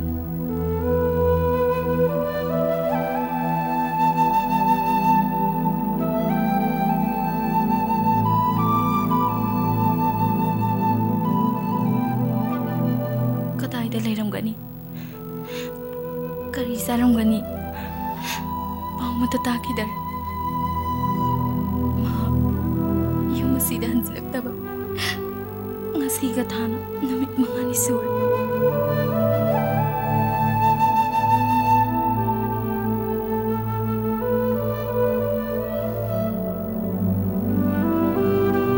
라주! 라주! 라주!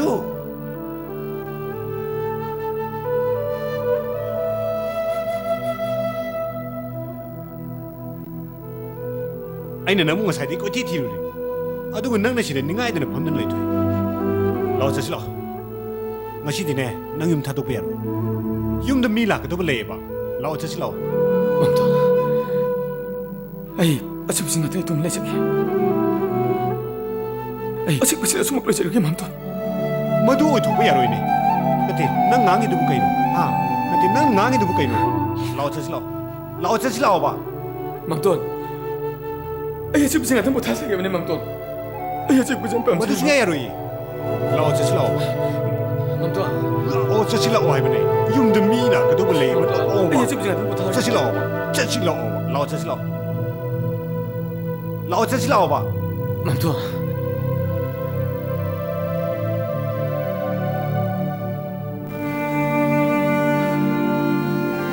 ꯅꯪꯁꯨ ꯅꯨꯄꯤꯅꯤ ꯑꯩꯒꯤ ꯄꯨꯛꯅꯤꯡ ꯑꯩꯒꯤ ꯃꯤꯠꯇ ꯇꯥꯔꯤꯕ ꯄꯤ ꯄꯨꯝꯅꯃꯛꯁꯤ ꯎꯔꯒ ꯅꯪ ꯑꯩꯉꯣꯟꯗ ꯈꯛꯃꯤꯟꯅꯃꯣꯏ ꯍꯥꯏꯕ ꯑꯩ ꯈꯪꯏ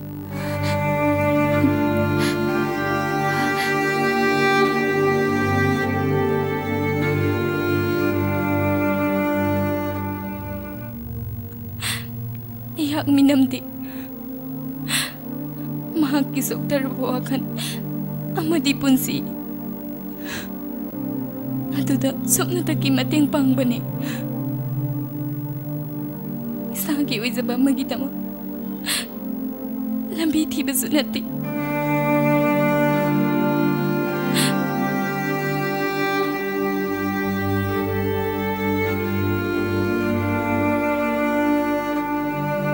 ꯅꯪ ꯑꯩꯕꯨ ꯋꯥꯔꯧꯕ ꯃꯥꯜꯂꯦ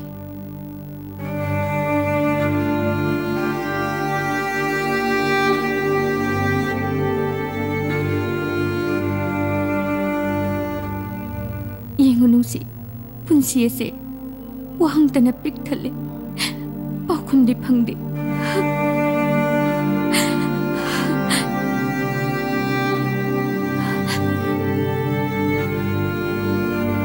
ꯊꯥꯖꯗꯕ ꯊꯧꯗꯣꯛ ꯀꯌꯥ ꯑꯃꯅ ꯃꯥꯏꯀꯩ ꯈꯪꯗꯅ ꯍꯨꯝꯂꯛꯂꯤ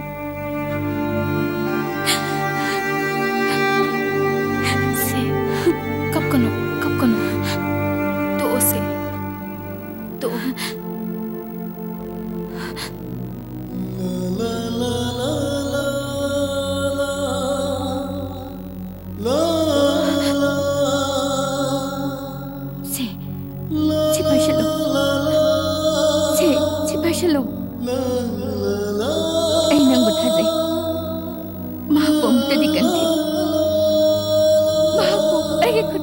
Sinabiyo, ay ngasisu magidamak na hingli.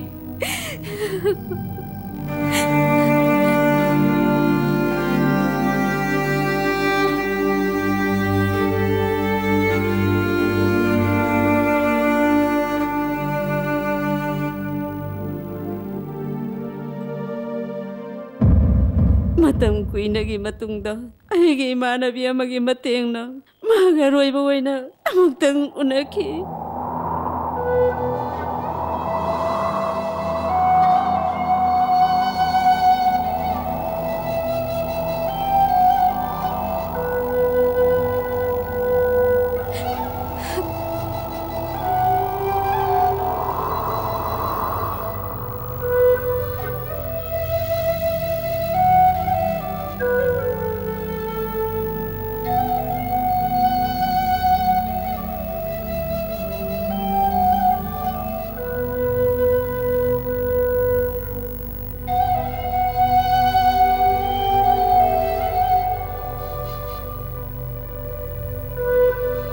Kaya kuya.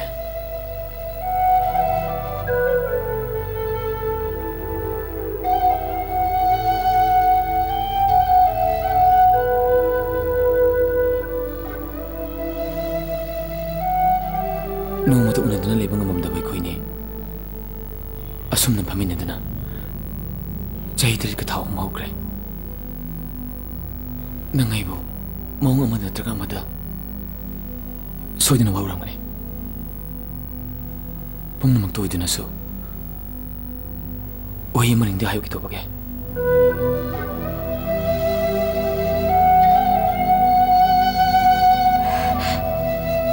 Ai bu kari amu hai ko hai bage.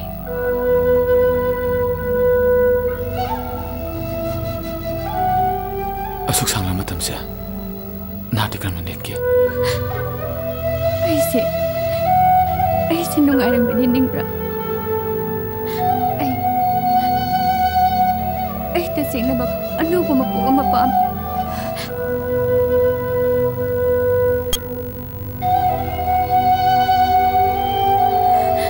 Punsi ai khang ba de yam na ware.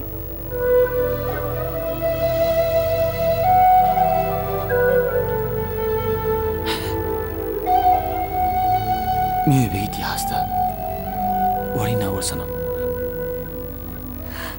Juk khuding tu kachana khudam pina warsana. Ngasidi lamdam asibu koliba ibudo koliba mana saki oi.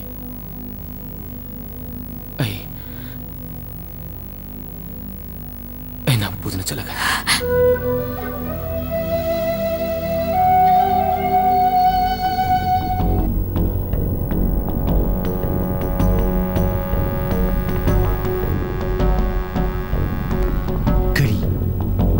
Mana igi alman singi mayokta.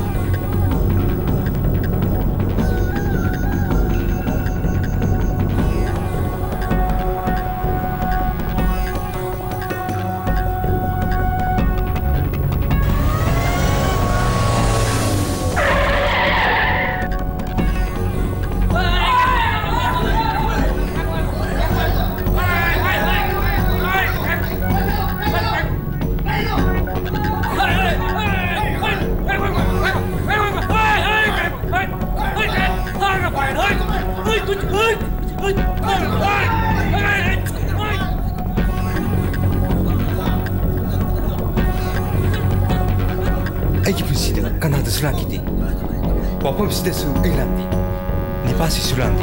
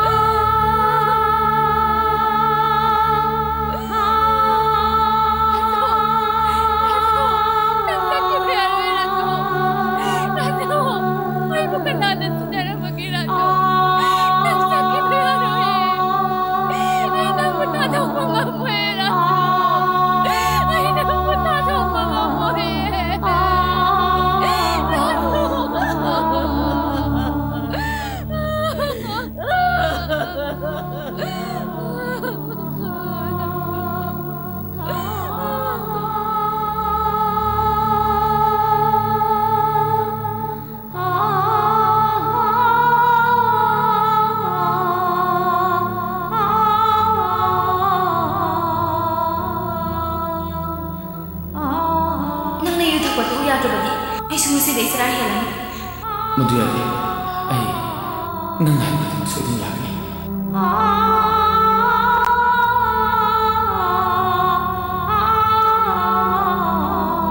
이모이다마도 치료받았는데. 이모, 난 애기나 안다. 아무거 하나 나아로 이거. 루시, 갑나.